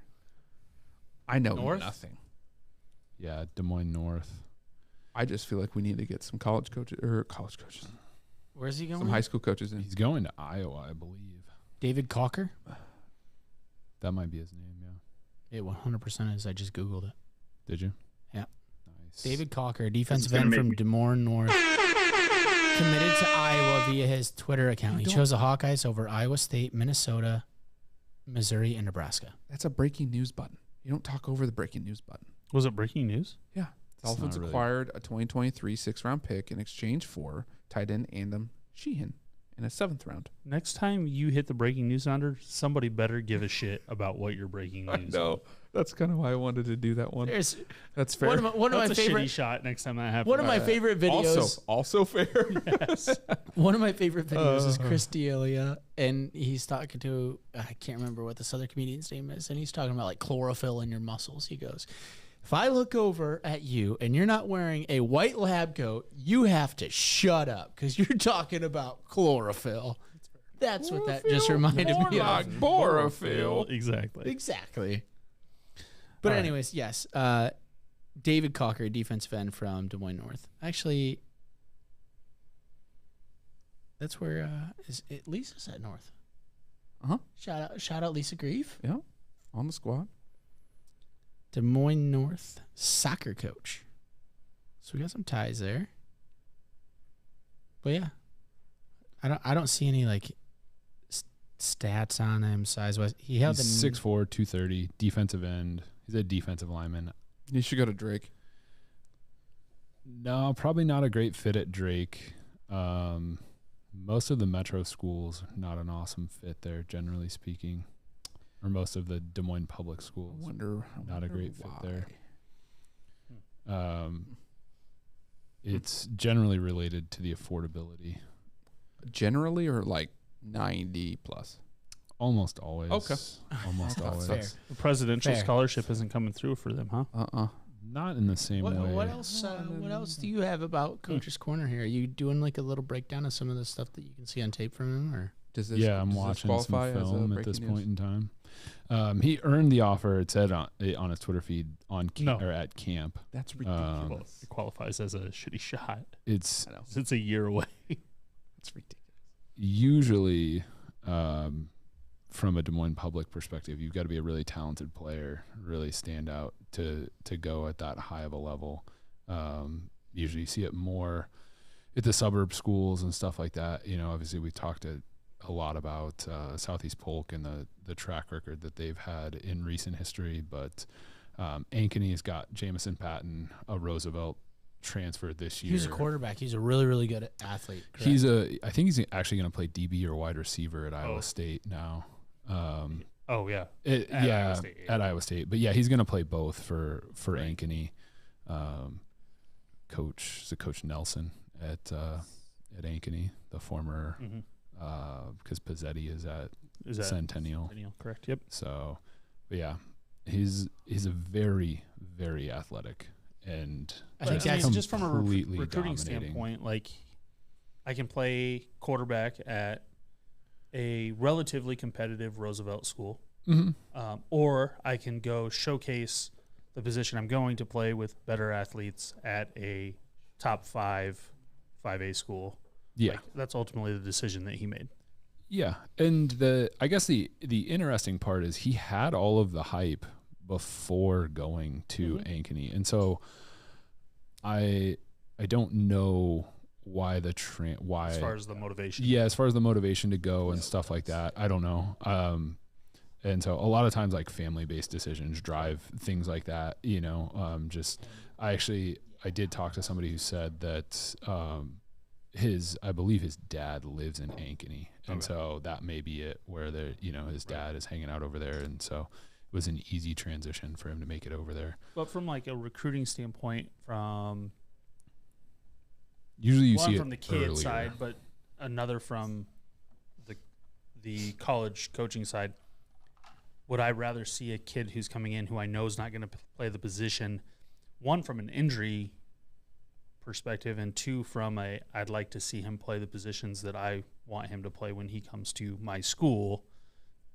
You know, like if I play quarterback for a team that doesn't have a good offensive line, my likelihood of scrambling and getting hurt are going to be higher than if I play defensive back and wide receiver for a team that is good Has a and track can use record of my success. skills. Now, to me, he's going to be playing more snaps Yeah. because of that. Well, I think he played both ways, even as a quarterback he at played at Roosevelt. Roosevelt, So I think that the snaps thing is not necessarily as relevant unless they're planning to play him just one way at Ankeny, which they probably have the ability to. Right. You know, it's similar to the conversation we had about Xavier, and when the big games came at Southeast Polk, the Dowlings, the Valleys, stuff like that. He's playing. He's on the field. You know, he's the punt returner, the kick returner, the wide receiver, the DB. Hey, let's get him a blow really quick on this, punt return from the -1 because we're going to get it at the 35 no matter what sort of deal.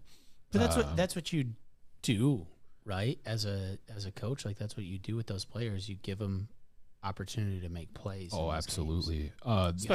Especially in high school, Yeah. when you're clearly the best athlete on the field. Yeah. games. You have to in that situation. In my eyes, like you said, against those teams. Against other teams, you don't have to do that because you're already up by 2-3 touchdowns and you're just perfectly fine. Yeah. That's really what it boils down to, is you want them on the field as much as possible without them getting hurt. Did you guys And play at both the ways in high school? Oh, 100%. No. I was a quarterback Had a free baby. safety. I played linebacker I in middle played school I played every single on the play in B high school. on the B squad. I need that film. had at least one tackle. I can't- also I- got sacked by a girl in middle school. So We had Wow. like, here we are. Here we are. we had a total of started like at Drake 19 University. players on Fans. our varsity roster. That's tough.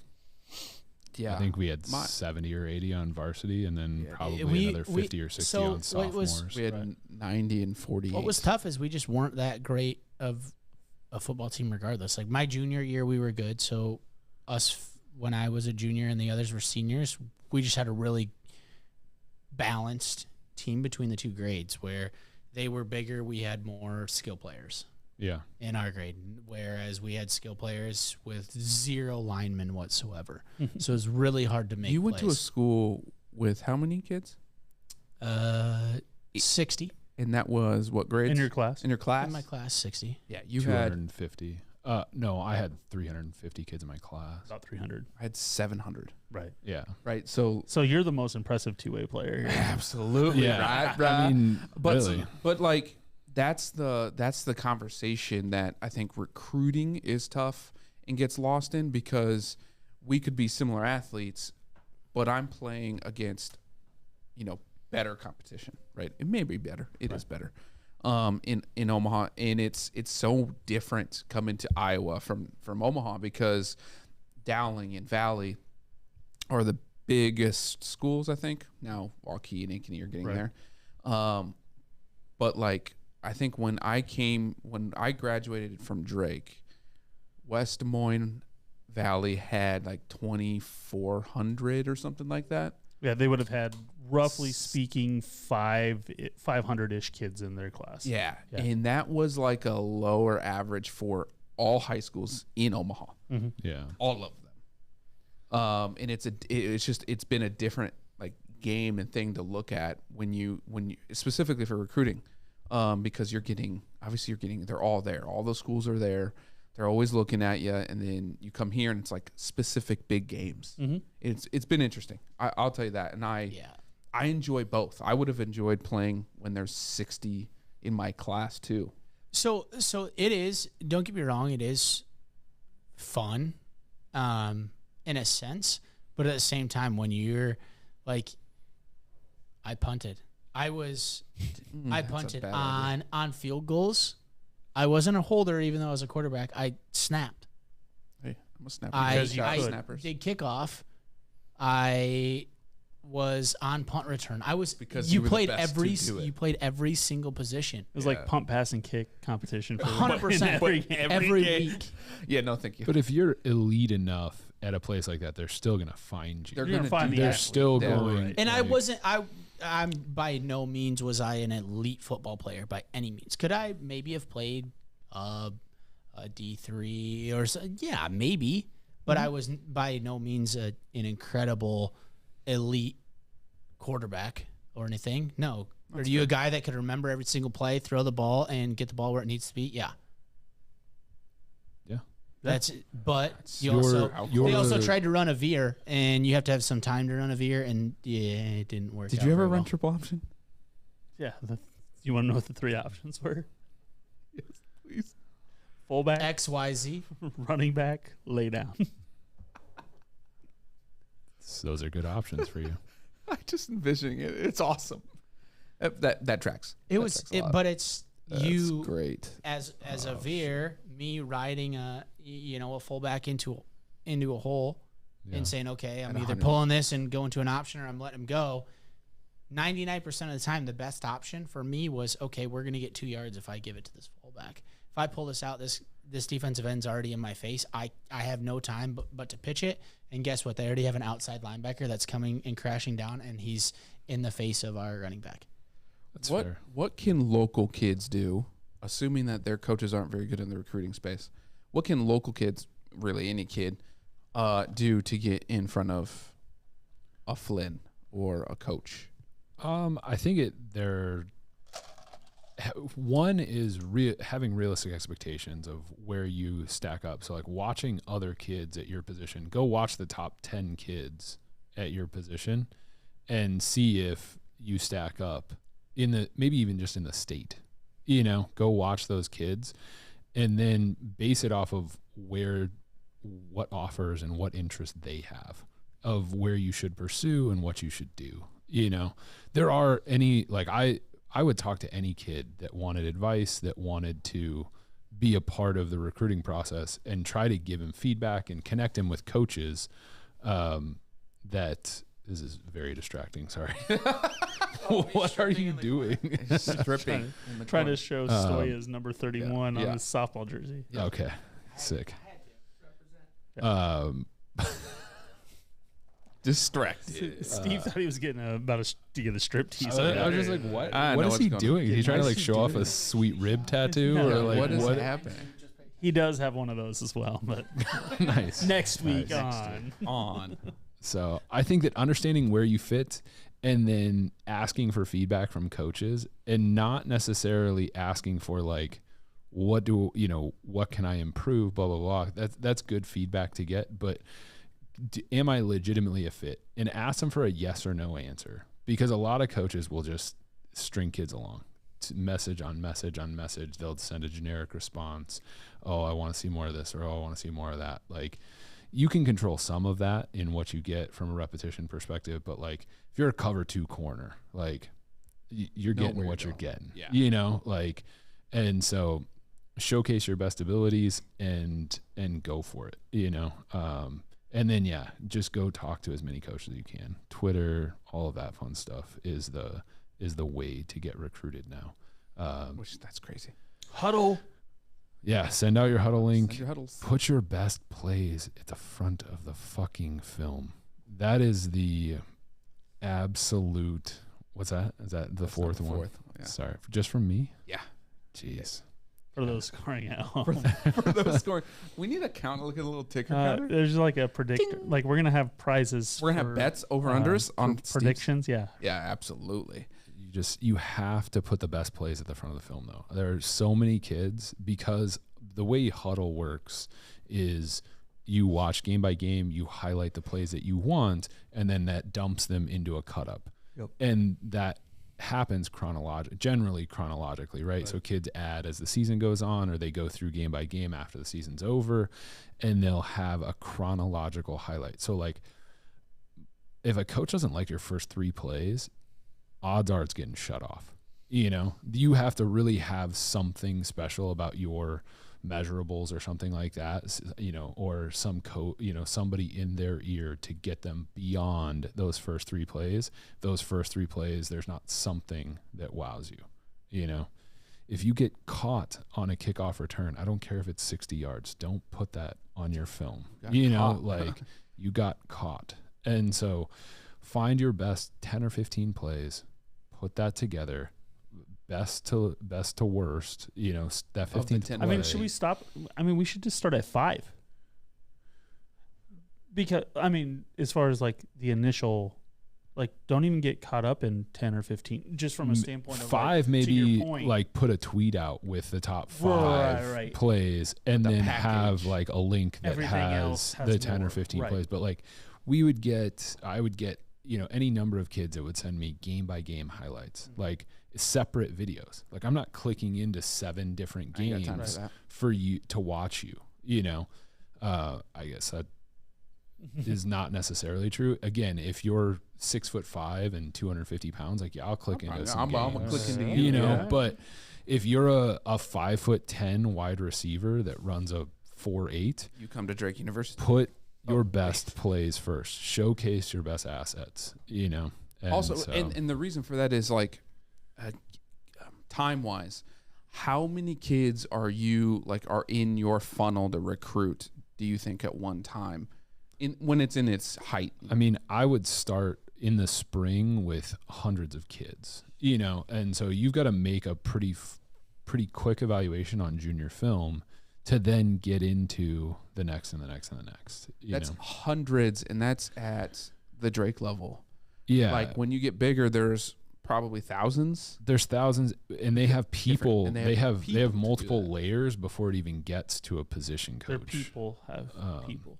Yeah, exactly. I like mean, their that's what it people, comes down to. their recruiting department has students and things like that are going to weed through some of the initial fluff of initial influx of people that are interested. Mm-hmm. And really, they're going out and finding the people they want. Very rarely does like something come to them that they didn't already know. That like you can as a staff member can get in trouble for that at some places like that if you don't know about a really good player in your area. If head coach says, why the hell did I get this? Hey, you missed one. We don't know this guy, then we're having an internal coaches meeting discussion of so somebody summarize best practices. Create a highlight film, best plays first, update it every week. So you make a great play, put that play at the beginning of that tape and send that out every single week to the places that you're interested in. Don't send it to every coach in America. Don't. That's just aggressive. Find the places where you fit, do your research, find the places where you fit, and find the place that you want to be, right? Like, look at, hey, I'm a high academic kid, and that's the sort of environment I'm looking for. I want to play the best football that I can and compete for a national championship, right? So look at, the FCS level, North Dakota State, Montana State, Montana, James Madison, not anymore actually, they're moving up, but those types of places at an FCS level. Sam Houston. Say, don't be afraid to Illinois look outside State. your area. Like, I mean, if you're looking at, I can speak to Drake specifically, and I think we all can, is that Drake is 1AA non-scholarship. Yeah. There's a lot of places that didn't, or a lot of people that didn't even think Drake had football when I told them I was going to Drake. Yeah. We got the opportunity to travel from coast to coast, which was a huge experience in my 4.5 years at Drake.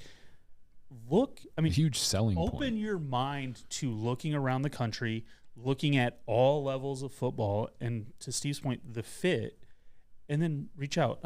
My cousin, her son just started camp in Flagstaff, Arizona. Can't even think, honestly, right now off the top of my head, the name of the college. Division II, Division III college. He lives in Champaign, Illinois. Yeah. A lot of those kids would look D3. They would look, JUCO, anything like that. But he found a fit for him in Arizona. That's awesome. Like, I'm so excited for him. He's a 5'8", 160-pound running back, defensive back. Yeah. Doesn't fit any super good athlete, though, really fast. He found a fit for him. And, now he's super pumped. He gets to play football and run track there. And, it's going to be awesome. So, just make sure that you're keeping your mind open, too. Yeah, look for what if you're not going Big 10, Big 12, even MAC level, if you're not at that level, then be open to anything because there's great football being played and you can have an awesome experience all the way across the board. Experience is a great word. And that's the word that comes to my mind. Is and let's be real. The experience, the relationships, the camaraderie, the family that we build is above and beyond the actual football itself. Right. Because less than 1%, of you are not making it to the NFL. It's just not happening. Yeah. So don't think that. Just go to have a great experience, be comfortable, and figure it out. And if you're out there, listen to what Steve's saying. Also send it to us. We'll check it out. Right. We'll put you on here. The NFL will find you at any motherfucking level that you. Yeah, I'm just doing it. I'm just trying to run up the count. But the Pioneer Football League, PFL, has had multiple. First of all, multiple. Jim Harbaugh coached in the PFL. Yeah. Josh Johnson still plays in the NFL. Multiple guys that we played against, whether it be kickers, receivers, special teams guys, tight ends. Yep. But also, there's not a conference in the country who gets to see more of the country on a yearly basis than the PFL. And I can't that. I mean, maybe some people don't like travel and that that's not a thing. That's fair. I got to see the country playing football for Drake University. Oh, absolutely. I got to go to the Northeast. I got to go to the Southeast. I got to go to San Diego every year. I mean, I saw places I have not been Missouri. Back to. Well, I also had to go to Dayton and Valpo, which is, that's a different story. But, also, Raleigh, Missouri. So, you got to take some, but, you got to go to North Carolina, South Carolina, Florida, California. New York. You didn't get to go to New York. Philadelphia. Did you go to New York? No, I went to Philadelphia. We played Lehigh. Yeah. That thing was... Never played in basically a tropical storm. That was crazy. But, just just understand that there are opportunities out there that some of those smaller colleges, and like I say, I use Drake because we went there. We get to travel. We got to do things that guys at any Power 6 conference school do not get to do. The guys at Iowa do not get to travel as much as the guys at Drake. As amazing as like a gray shirt at Iowa may be. So like keep those considerations open, and and maybe playing on the practice squad at Iowa is your dream. Right. Go for it, Rudy. So be it, Like, but if it's not, like, definitely check it out.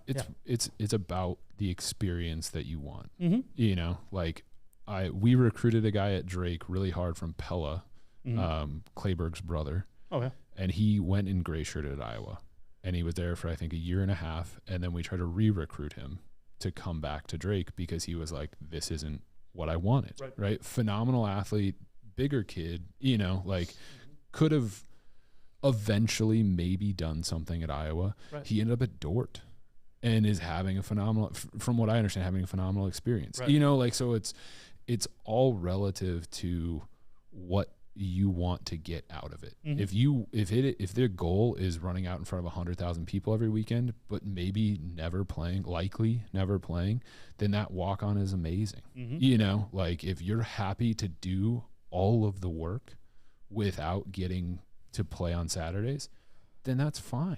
That's what you want. And that Iowa loves that, right?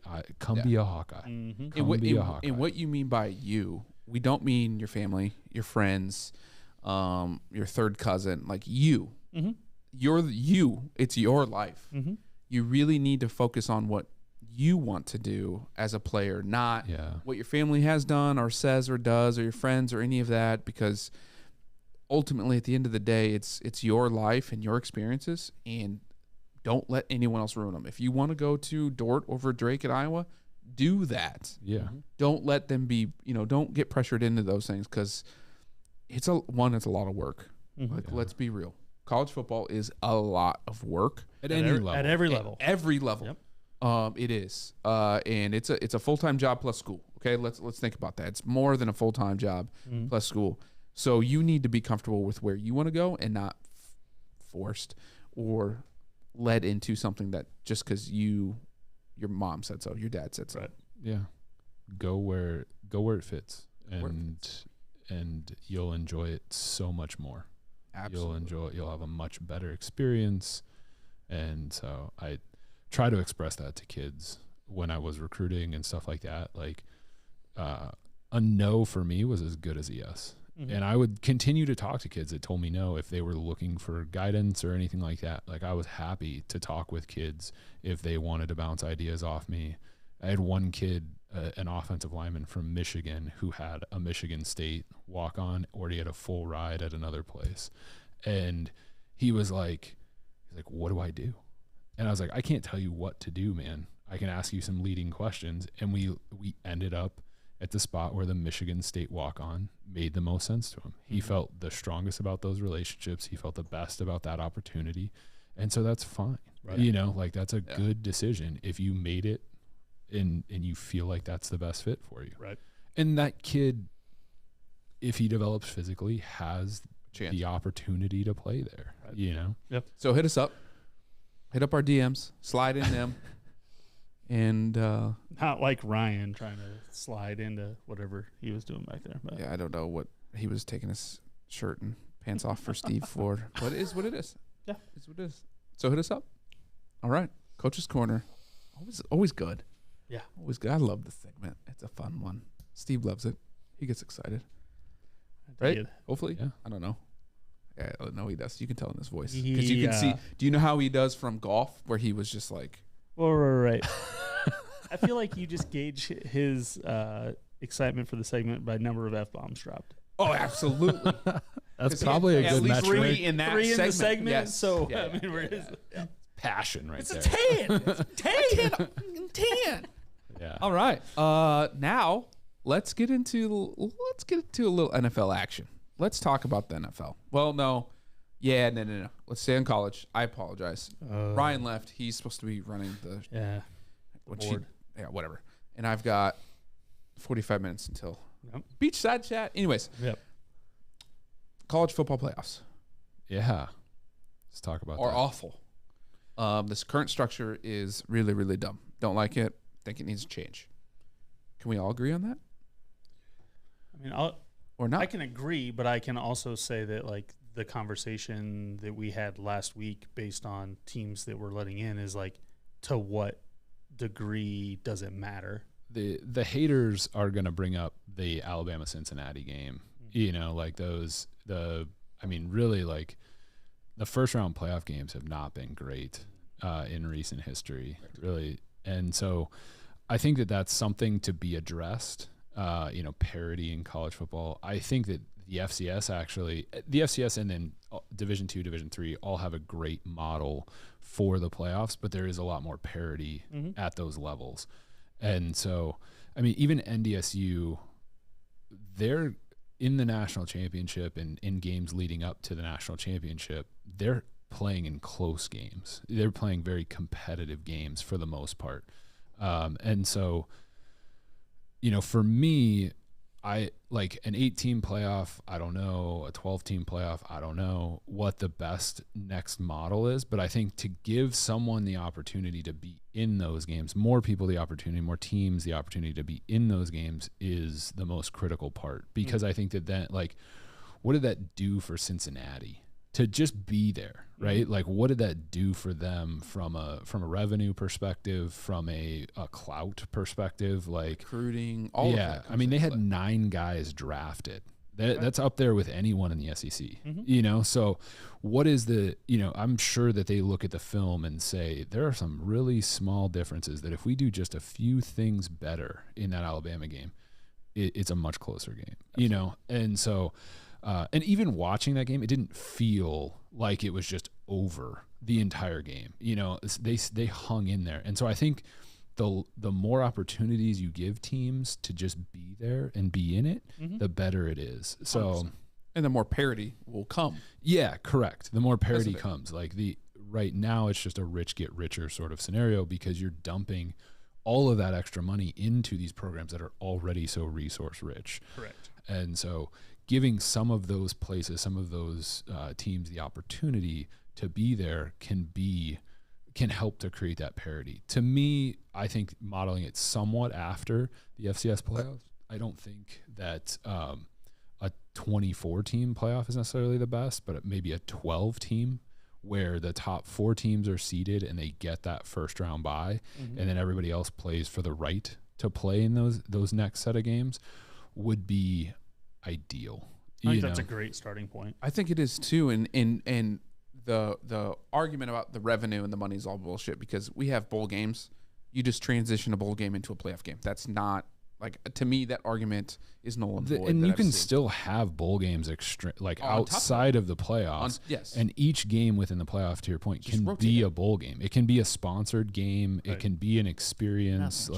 You can do anything that you want to relative to that. And then like the education side, the presidents of these universities, like, we play so many games and there's so much travel and blah, blah, blah, blah. Shut up. It's like you guys have these kids practicing through Thanksgiving, through Christmas, through all of this stuff, and you're worried about them. Like they're half these teams are at bowl games during finals week and crap like that. Like, don't give me that. Yeah. Like all bullshit. That's just not a thing. I'm sorry. Like, and every other level does it. Every other level has the playoffs. I think D3 has a 32-team playoff. I'm pretty sure. So it's like, how is that relevant to them but not relevant to these bigger places? The bigger places have more resources to handle it better. And so I think imagine a 12-team playoff. What would the ratings for those first round games be? High. People want every game. football. They would watch every game. That's what I'm saying. And with gambling now, a piece of it. Gambling. I mean, you're gonna go. You might like. But I love 12 for the number. Honestly, like 12 is my favorite number. As you think through everybody's going. I feel like once it starts, it's just like the NCAA tournament. We're up to 68 teams for March Madness and stuff, and it started at 32. It's getting a little too much. So ultimately, it's always going to grow. But if we're going to go from 4, I think 4 to 12 makes more sense than 4 to 8 or 4 to 16. Yeah, I love the 12 portion for the exact reasons that Steve mentioned. As far as 8 is happening. Yeah, 8 is it's 23 or 24. I don't remember off the top of my head. I think it's 24. Is that confirmed? I didn't realize that was confirmed. I thought so. I thought it was brought up and then tabled, but I could be wrong. Oh, we'll look it up, but keep going. So, but yeah, I think that you give more teams the opportunity. And to your point about the NCAA the basketball tournament, the basketball tournament has given so many of those teams, those Cinderella type teams, so much more. There'll be 4 teams through the end of 2025. And they haven't made any decision beyond that. They're still on 8 to 12, but 2025 is the end. Yeah. 4 for now. So, and that's all relative to TV contracts, I would guess. All right, could change. But we're gonna have super conference before then anyway. The conference change is gonna force some issues. What? So the super conference might be less relevant in the end because all of these other conferences are scooping up other teams along the way. So like maybe the Pac-12 fades. I won't. Yeah, but a few teams here and there, but like for the most part, you're gonna have them somewhere. But you're gonna want more than just 4 teams in the playoffs when you have deeper conferences. Yeah, that I'm thinking it pushes. You're just not gonna have the Chanticleers aren't gonna make the playoffs. Correct.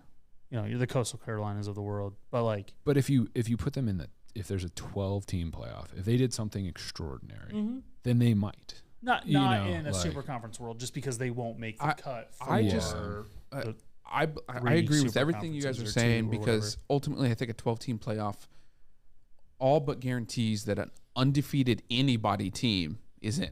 Mm-hmm. Yeah, an undefeated team. I don't care what is on your conference schedule or your schedule. I can't imagine we've had an undefeated team outside the top 12 at the end of a college football season in the last 20 years. I wouldn't guess. I wouldn't guess either. And if you're undefeated, you should have a shot, regardless. I don't care who you played. Right. You should have a shot, mm-hmm. and that's what a 12 would do. An 8 won't. Yeah, it won't. And 16 just gets too muddy.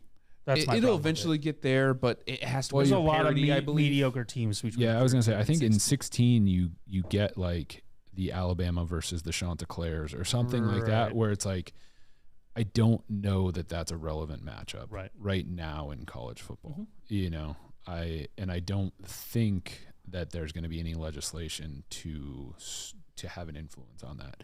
Basketball, it's just so different with the number of players and the amount of resources that you can take. I mean, basketball, the sport, lends itself to less players. One player can turn it hot. It's a different competitive sport. Because I don't care on how any given hot night Steve could get, we'll still lose a game. Right. Yeah. When Cole throws picks. Yeah, and so I think that's the other the teams catching it. Those are completions. Those are completions. But the exposure that it gives those teams to be in that position, to be in that situation, is just, I think that's the biggest thing though, is the exposure. Yeah. That's what I'm saying, is it just opens up so many more doors for those teams from a resource perspective, from an exposure perspective. It helps so much in recruiting, all the things that we've talked about to this point in time. And I think the NCAA basketball tournament is a great example of that. Mm-hmm. You know what I mean? Like VCU a few years ago, and Northern Iowa has made runs at times. Drake in 2008. Drake has done 2 years ago. Last 2 years ago. The last 2 years. This year they should have been in the NIT. I thought that was disappointing. That was bad. But anyway, those things mean so much to these smaller programs. And if parity is truly the goal, then it can't just be these mega teams always in there. Right. Yeah. And you can't only have 4 teams getting a chance. Yeah. And this coming from the guy that picked 3 SEC teams to be in the 4-team playoff. All right. Cool. I love it. We digressed back to Ryan. Well, the thing is the fact that we you said 12. We agreed immediately, which I didn't. I'd assumed we were all on the same page anyway. But we'll revisit that, and we'll follow that come playoff time of the 12. Yeah. We'll seed them. We'll go through the whole thing to see how it compares. We'll start our own playoffs. I'll start our own damn playoffs. And then when NCAA football comes out in 2023, maybe we'll just simulate those. That'd be fun. There we go. Where we'll play them. I'll take Buffalo to the ship again. Buffalo. But yeah, maybe an undefeated MAC team has an opportunity to be in a playoff if they win one of those non-conference games. You know what I mean? A Northern Illinois beats an Iowa or something like that. Which happens. Which does. Yeah, it absolutely does happen. And so, I mean, NDSU beat Iowa. So it's one of those things where it's just like you have to give them the opportunity to play those games. If you don't give them the opportunity, then you never give them. You're stunting the growth of the sport. Yeah, so many games. I also cannot wait for the Iowa State game because we made so much money last year betting on that. Whew, fading Iowa State last year was You just really hammer good. unders. Or Oh what? my! Just hammered the hell out of them. I mean, who was thinking that was going to be an offensive battle? People clearly, because it was easy money. It was easy money. Probably. Let's be honest. All right. Both of those teams, the strength of their team is the defense. I mean, the fun part. The stat is the NFL averages half? Yeah, basically half Half of 7. Half of the playoff teams turnover. So those that 7 were in last year, 7 are out. Of the 4, yeah. Of So the there's 14. 14. 7 of them are statistically speaking not going to make the playoffs. Absolutely. So what we're gonna do is we're gonna figure out who those are, and we're gonna place a wager in it. But also we're just gonna talk through who we think they are or are not. I'm on FanDuel. Someone get to DraftKings or some other one. For all those listening, we did FanDuel exclusively last season. Mm-hmm. We started to at the end of last season going FanDuel and DraftKings. Steve opened my eyes to like 17 other ones because he's a degenerate. I've made money though, so I can't. I'm not gonna hate on him. An expert, but like, let's get him through football season before we can say expert. the term that I prefer is sports book enthusiast. Sportsbook I enthusiast. I like that. It's in my Twitter bio. Good. It's in my Twitter The bio. old SBE. The little SBE. Open There's us to others. for that. So I think that we should, when a dipshit over here doesn't play softball over our podcast, we'll just have 4 up and we'll talk about those odds. Right. And we'll quote those. So I'm I got call FanDuel because that's the only one that I have. Just for I'll go DraftKings tonight. I don't really care. No, too late. You called it. I'll go DraftKings because I was already logged in. So who's out of the playoffs from last year? I need to let me pull up the playoff list. real I would show question it, but I don't know how to. The real question is who was in the playoffs last year. Jesus. Cowboys made the playoffs. No, they didn't. They did, but They did, yeah. but it didn't matter. They played San That's Francisco the whole point of tight. this conversation. I know it is. All right, here we go, fellas. Team futures. Where would it be in DraftKings? Team futures, right? Team futures, yeah. Seasons. No, not season specials. Season specials are weird on DraftKings. Yeah, not team specials. God bless it. How do you handicap a preseason game? I think that there's just a ton of modeling, like data modeling Right, it's that just goes gotta into be it all for the data books, modeling and these then days, they right? set a line based off of their models, and then they'll work off of where the money Right. rolls in as far as how they adjust I the can't line. imagine they're getting I know they're getting good money off of it, don't get me wrong, because everybody loves NFL, but I can't imagine they're getting too heavy of money in on preseason games to move the line. I really. Yeah, Like maybe you would not. during the regular I season, think you know that what I'm there's a saying? lot of I think like we were talking the 30.5 line for the Hall of Fame game was a great line. Mm-hmm. It was right on point, and so it is crazy to.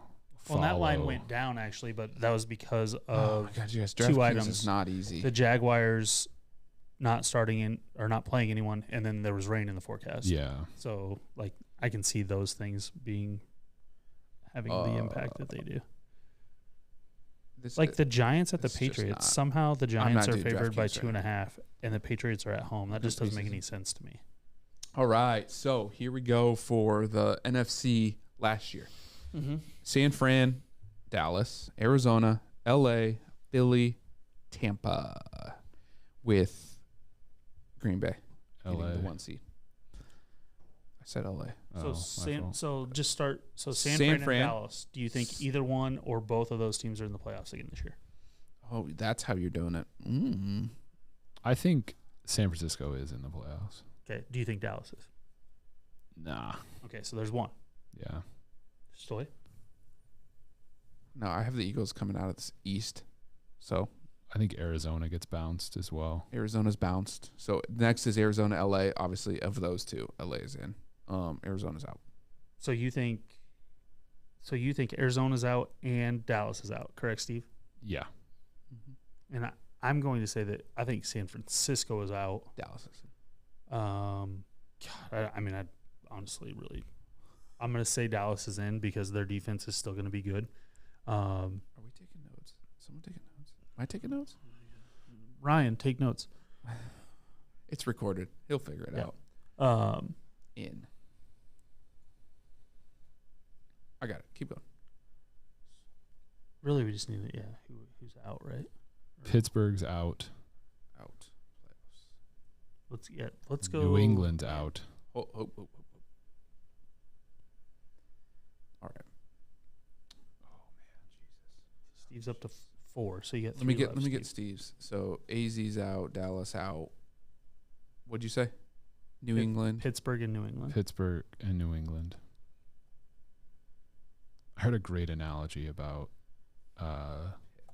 New England. Like 4 left. Bill Belichick is just trying to prove that he can do Tennessee. things like in the hardest way possible. Like, because he has defensive guys calling offensive plays and he still won't even tell which one of the defensive guys can actually do that. Because they don't have a single wide receiver that you Say could that again. name Matt on their Patricia roster. and Joe Judge are the 2 guys up for Yeah. offensive coordinator in New England.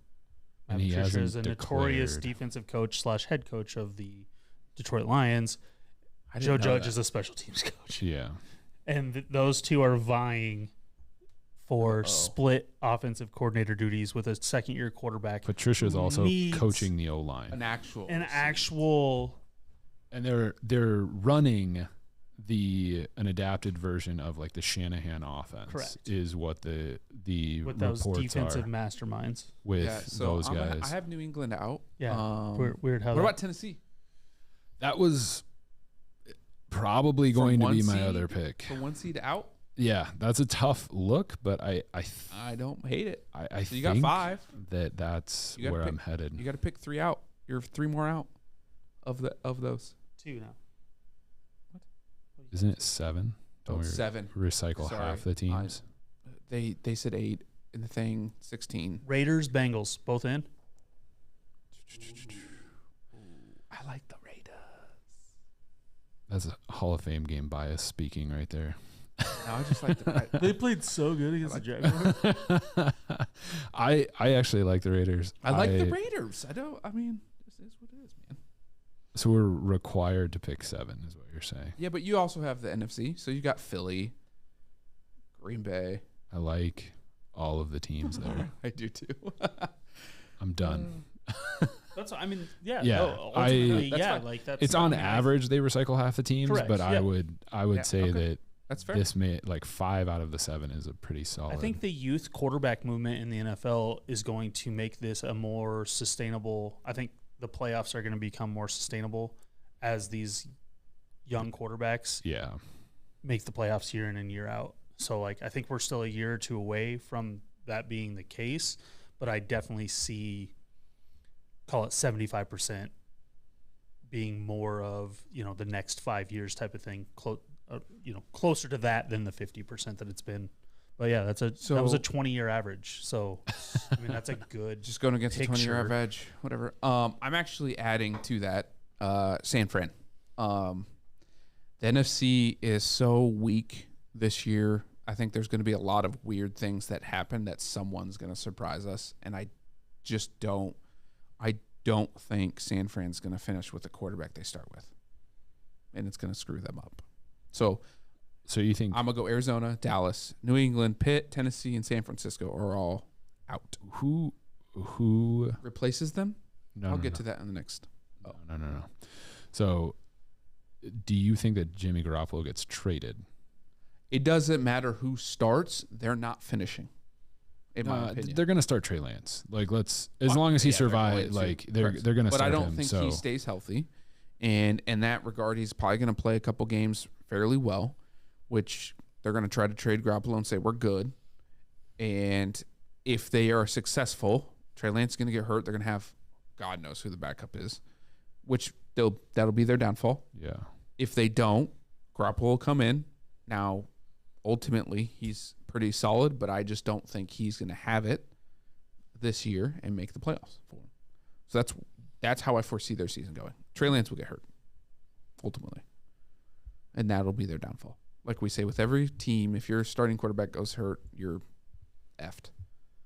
I think that's surprising because the one thing that I'll say is I think that Shanahan does a great job of knowing the shortcomings of whoever he's working with, right? Like I don't trust Shanahan as far as I can throw. Well, that's some personal bias, though. I mean, both 2 Super Bowls and another playoff run that he had a lead and screwed up. Yeah.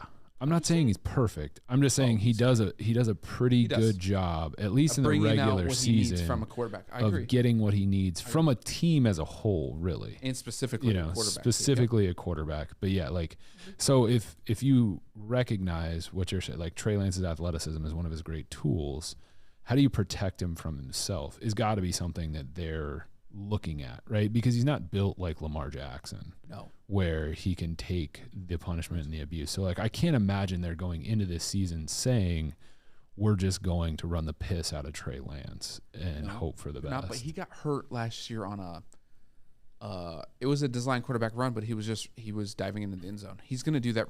Like, you don't stop. You cannot take that out of a player. I'm going to go run and dive into the end zone. Yeah. That's what he got hurt on. He didn't get hurt on a normal, quarterback keeper and whatnot. So I don't think, and that was coming out of college, I don't think he would have been able to survive the NFL. So you've got Rams, Cardinals, 49ers were 3 teams from one division. That doesn't happen very often. So like the fact that we have one, if not both of those teams, it looks like for both of you guys, have only one team from that division making it this year because Seattle's still going to be the worst team in that division. Likely, yeah. So you still have the Rams as being the only team in that division now making it through. Did I take San Francisco out? No, I did. Yeah. He didn't. Okay. Oh, and I did as well. Sorry. So you took San Fran out? Yeah. I'll do you have the same? But I think Arizona still makes it. So Arizona still makes it. Yep. Dallas, Dallas is in. Philadelphia is out. Okay, I got you now. Is Hopkins out for 6 games? So Dallas out, or Dallas out. Or is he out for the year? You have Arizona. 6. You have Arizona 6. in. Yep. So you got Philly, New England, Pitt, Tennessee, San Fran. Right now, is there anyone else?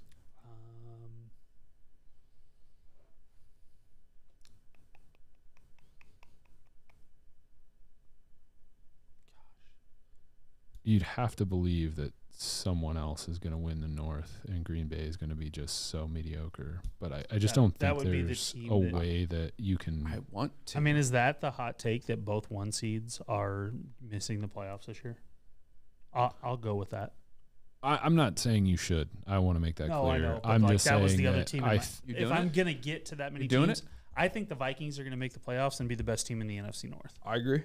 I think the Cowboys are going to win the NFC East. I think the Rams are going to win the NFC West. I think Tampa's going to win the NFC South.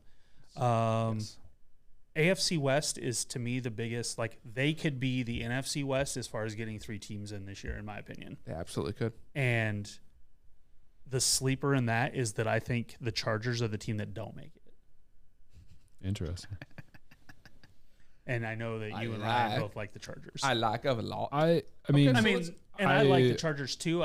The Chargers will charger. So I sent that bet to you guys as divisional winners at a series. I picked every division winner, and the Chargers were one of them. That was a $10 free bet that I just took a spin on. No, it wasn't. It was his. He put at least a G on it. That's what it said. So it is to win $895, I think. Yeah. But I think the Colts win the AFC South. Okay, hold on. Could we stick to where are you just outs? I know, I'm but in both. I'm in all mode because I have to talk myself into who's going to win so that I can talk myself out of who's going to be out. Okay, right now you have Philly, New England, Pitt, Tennessee, San Fran, and Green Bay out. That's 6. I'll stick with my 6. You've got Arizona, Dallas, New England, Pitt, Tennessee out. Yeah. I have Arizona, Dallas, New England, Pitt, Tennessee, San Fran out. Okay, we got the outs done. Do you have Steve has 5, you have 6? Yep, and you have 6. Right. Okay. Fair. Now we go to the ends since you're in it. Yep. Okay, who's in? In Dallas, Rams, Bucks. 4 more. Who's my other team? Who's gonna win? What division am I missing in the NFC? NFC South, NFC West, NFC East, North. NFC North is You the said Vikings. Yep. Yeah. You had Cincy. You didn't take out. Yep. Clearly, the Ravens, Bills and the Ravens. and That's it. So that's 1, 2, 3, 4. Is there 8? Well, that's. Oh no! You can't. There are I'm 8 just teams from each side. Within, I'm just replacing teams that weren't in before. You're putting teams that are already in. I'm putting the full. Oh, you Oh, want new all, in. You want Sorry, all 4. that's my bad. Yeah, that's why. Okay. Yeah, we might. I mean, we might as well put all of them, right? Okay, that's fine. Okay. So I got to get to 14. Yeah. Ravens. Chiefs. You have Pitt's out. Buffalo, New England. So Raiders, did you put them?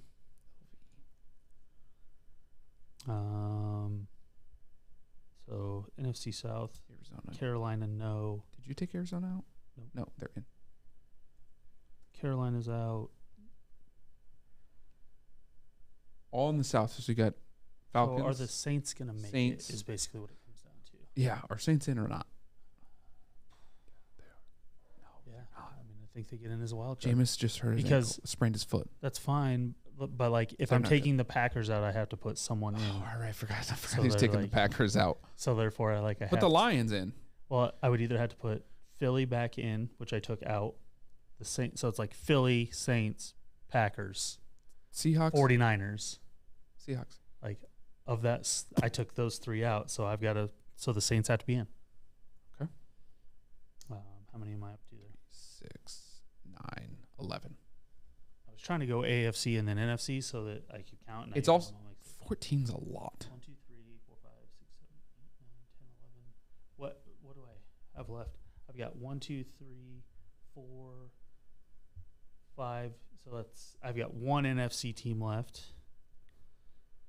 Which would AFC be East. AFC East is Buffalo. I know, but like, is there another AFC East? I think the Dolphins get in. You're at 12. Oh, I pushed enter. That was not a good idea. AFC North is going to be the Ravens and the Bengals. So there's 4. Not the Browns? Not the Browns. Nope. AFC West. I think I got to put a third team in from the AFC West. Give me the Raiders, Bengals, and Chiefs. All right, I have the Chiefs in there. Raiders. Bengals? Oh. That's not. You got them. Cincy. Oh, I do have them. But the AFC West isn't. The Bengals aren't on there. Or, Broncos. Sorry, AFC North is Bengals. Okay, do you want the I want Broncos? the Broncos. Give me the Broncos. You're at 13, I think. And I'm missing 1 NFC 3, team. 6, 9, 4. That's not easy. I mean, it's gotta be one of those NFC West teams.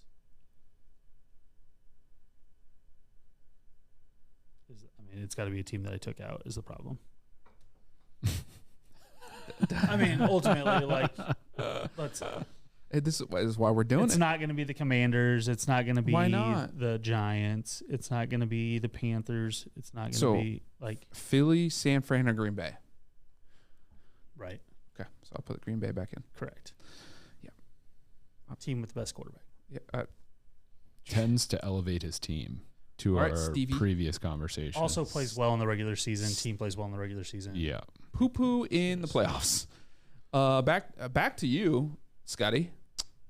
So I got Buffalo, Buffalo. Baltimore, Cincinnati, Buffalo. Indianapolis, Oh, hold on. I can't type anymore. Cincy, Indy. You didn't put Indy. Yeah. They were my division. he had winner. them to win the division. I didn't type them in, so I'm going to take the Broncos out. I didn't type them in. That's what was screwing it up. You don't need the Broncos in there. No, that's fine. All right, so Bills, Ravens, Cincy, Indy, I hate everything. KC. Yeah, KC. I know. I feel you. KC, LAC, LVR, Las Vegas. Raiders. Oh, it's like LVR. I gotta I don't know pick what that one one is. I don't know what that is. that I don't like. That's 7, right? That is. That's the AFC right That's there. AFC. That's good on the AFC. I thought you're there were good. 8 on each side. 7 on each side. 7 7 to on each 14. side. 7 plus 7 is Oh, because 14. they just added the 7. They haven't Yes. the 7th. Yep. That's right. NFC, Green Bay, Tampa Bay, New Orleans, LA, San Fran, and 2 left. At 2 more. I need an NFC East and another wild card. Philadelphia. Eagles fly.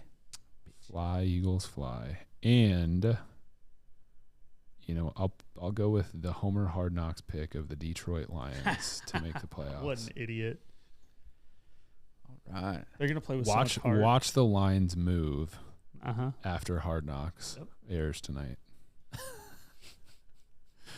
That happens in fantasy too. Whatever team is on Hard Knocks, the average draft position shifts like 10 positions. Yeah, Probably not that for much, some but very average players. This guy is awesome. I just watched it's like watching a highlight film for a guy. Yeah. It's like, It is. it's like, oh, this guy's the best player ever. He never makes any mistakes. Yep.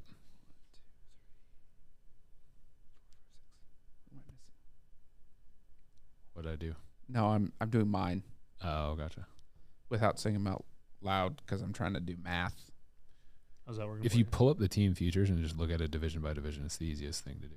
Oh, well. But I also have to type since. Well, It worked best for Steve because he went like I was trying to AFC then NFC. Then Oh, yeah. what he, yeah. The only thing is I already typed 2. I know. So I didn't know where to start. See him. I see them. You All right, got- NFL. What are futures? No, not don't. Right now you got Conference and 6 division teams winners. You need one more AFC team. Hold on. Hold your brush. Lions are plus 950 to win the division right now. All right, I've got Buffalo. Jeez. Can't lose pick right there, guys. Can't lose. Putting a third team from the NFC West in? Is no Or one AFC West? if no one picks I the Vikings? thought about. it'd I'm be thinking amazing. I'm stuck. Did you pick the Vikings? Huh? You did. yeah. Okay. I've got Colts. AFC South Colts. Yes, Colts, Bills, Cincy, Dolphins, KC, and Raiders. It's for me.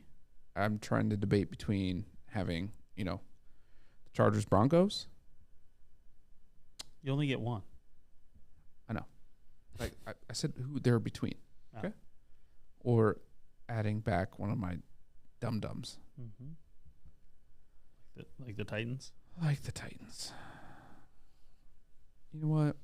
I'm going to give all my Broncos fans some love in Look that at you. regard. Look at you. All right.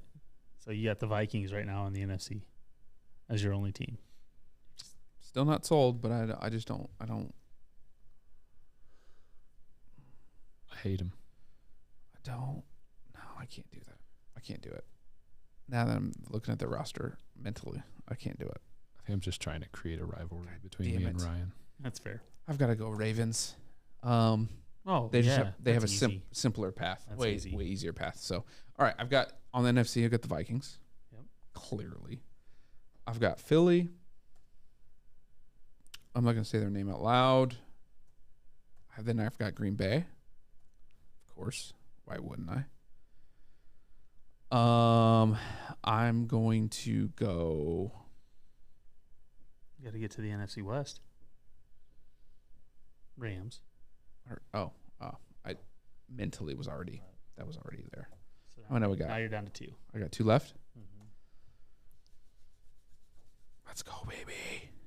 Which I already took out.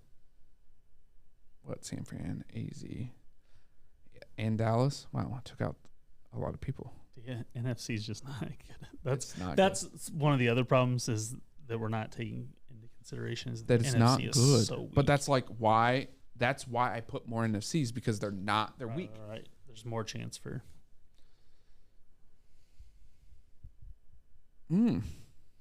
Fellas, New Orleans?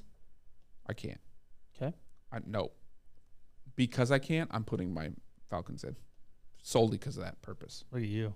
I might change that later as I walk through Mariota. this. No. Dallas. We're gonna hate on the Lions pick, but we're Dallas- not gonna hate on that. No. It's Oh, because all right, it's not it's solidified. like such a.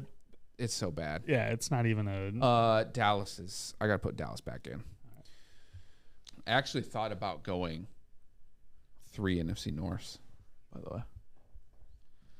But I'm going to go Homer. The Bears. So this was the year that like all the Bears fans and my Falcons Better like, chance to I make was the thinking, playoffs, let's Bears or all go Falcons? down because the Bears are playing at Atlanta. I was like, oh, this could be great. Like a couple years ago, I won't spend the money on that. Bears, Falcons. Better chance to make the playoffs? Falcons. I saw the Weaker Bears division. are plus 1,000 to have the worst record in the NFL on FanDuel. Did you take it? No, but I think I might use a free bet on it. Yeah, that Oh, makes sense. absolutely. All right, I got 9 minutes. Yeah. We all have 9 minutes at this point. We're just gonna slowly have people depart. It's gonna be me and Cole, Who are Story's going to the beach. Steve and I are just. just hammering out I podcast. think this 8 is in his bet. beach, though. Huh? This is your beach. This is my beach. Yeah, so I think we get kicked out. No, it's not. Actually, my office is the Oh, beach. gotcha. But the computer Ah, where the notes are taken. yes. We don't 8 need in notes. bet. What are your locked in 8?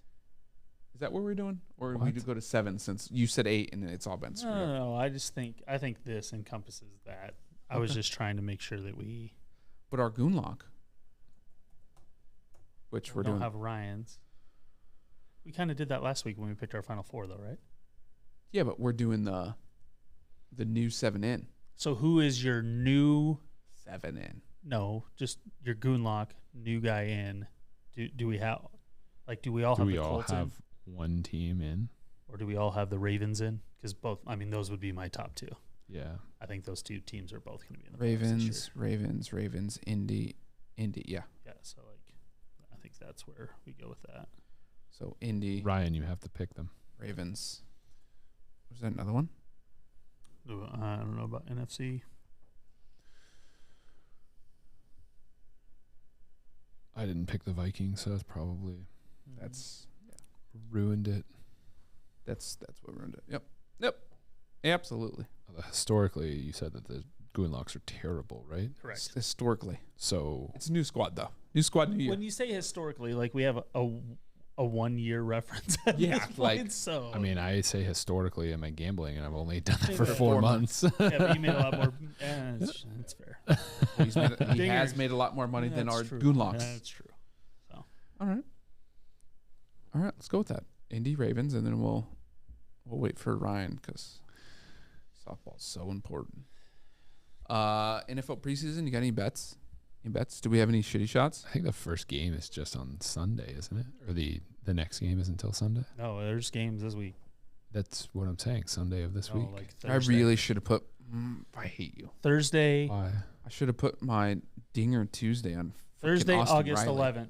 Oh, did he have He one? went, he Giants. went triple and then homer. Giants Nice. at Patriots. Fire. What day is it? Thursday. Thursday? Okay. 2.5. Giants are favored on the road at the Patriots. Over under 33.5. Are we doing Thursday night games? What are we doing? I mean, I got 2 Thursday night games. I got 4, 5, Did you see the 6 Falcons versus the Friday night Lions? games. 4, 5, 6, 7, 8 Saturday games and 1 Sunday game. Well, we got to pick the Nice. Sunday game because it's Sunday. It's like the Monday night game for us. Well, I know, but like, I mean, are we picking all of these games? No, we're gonna pick I 3. mean, We're gonna pick a Thursday night, Sunday, which would be a Monday night, and then a so do you want to popular pick Saturday. Ravens, Titans, or Giants, Patriots? Ravens Titans. Okay. Ravens 3.5 at home over the Titans. 31.5 Ravens 3.5 plus 3.5 What's the format of this? minus minus 3.5. What was it? Over under. 31.5. So we pick money line, spread, over under. Gotcha. What's the other games? What'd you say? What else did you want? Sunday night? Sunday night is Vikings Raiders. I like that, actually. Also 3.5. Who? Raiders at home. Over under 34. even. Okay, and then we need a Saturday best game. I kind of like the LA matchup just because it's fun to talk about. Rams, Chargers, Broncos, Cowboys, Dolphins, Bucks. I mean, it all depends on who's playing. Colts, Bills. Like, there's a lot of technically good matchups. I don't know who's playing though. Packers. None Niners. of these are good matchups. It's a preseason. Correct. I don't watch any preseason games, so I don't know Cardinals. I'll We gotta watch pick them, one. but Like, who do we think is going to play in some of these games that that matter? No one in LA. Like Russell Wilson, Dak Will not Prescott play. are not going to play. Mills and Winston. Winston's hurt, so he's Brady's not not going to play. Tua, I doubt plays. Honestly, Seattle, Pitt. Right, because They're you're actually playing. going to get to see some. Same guys thing with play. Carolina and Washington. Washington's not going to play Wentz. No, So- but Carolina's gonna play both of them. Packers. with only 3, what's the mindset? With only 3. Preseason games? Because we have 4 minutes. No. Oh. No, he's talking about what's the mindset as far as a coach. Are Oh. you not playing your guys until? Yeah. I think that's a conversation for next week. Absolutely. Cool. Mark that down. Pick a game. But like Jets, Eagles. So I mean, I don't What think if- any. what if- I just what don't if we think just- any starting quarterbacks Let's are stick playing. these two. We're at 2 minutes, under 2 minutes here. What if we just pause 4. this and go to next week? 4 minutes. What if we just wrap the show before these 'Cause picks? We have to have shitty shots. You guys have shitty shots on your golf thing, right? Yeah. It's just so weak. He's weaseling out a shitty He shot. is. He's weaseling out. opportunities. I love it. Love it. We will tweet about it, fans. We will discuss, and then we will give you your money line on those, your spread, and your over/under, like we usually do, once we pick that third preseason game. Let's just do the LA game Okay, because it's LA. because it's LA. All right, so LA versus It's 3.5 Chargers. LA. Chargers minus 3.5. With Over/under. a 29.5. Wow. Oh, jeez. Give me the money lines though. And Those are Are you tracking odds on this then? Yeah. Gotcha. ready? This is FanDuel for now. Ravens. Ravens are Sorry, I've got the Raiders at minus 165. okay. Got you. Vikings plus 140. I don't know if you want both of them. No, I just need the favorite for now. Sorry, what's the other game? The Ravens versus the Vikings. Minus 170. Okay. And Just watching Riley's home run. It's a beauty. minus 170 Chargers. That is deep. Yeah. Over the green monster. We got him. We'll tweet him. As Ryan always says, like always, subscribe, tweet, share. Well, I don't remember what it was. Like, comment, comment, subscribe. subscribe. All those things. We're on the tweets. We're on the Twitters. We're on the TikToks, the YouTubes. Come at us YouTube, though. A lot more comments. Let us know what you want to know. We'll answer. Since we do have a coach now, recruiting, film, send it. We'll go and review it. And it's football season, baby. Let's get it. Let's go. To the beach. To the beach I go. I got to pee. I got to make a drink. I got 2 minutes.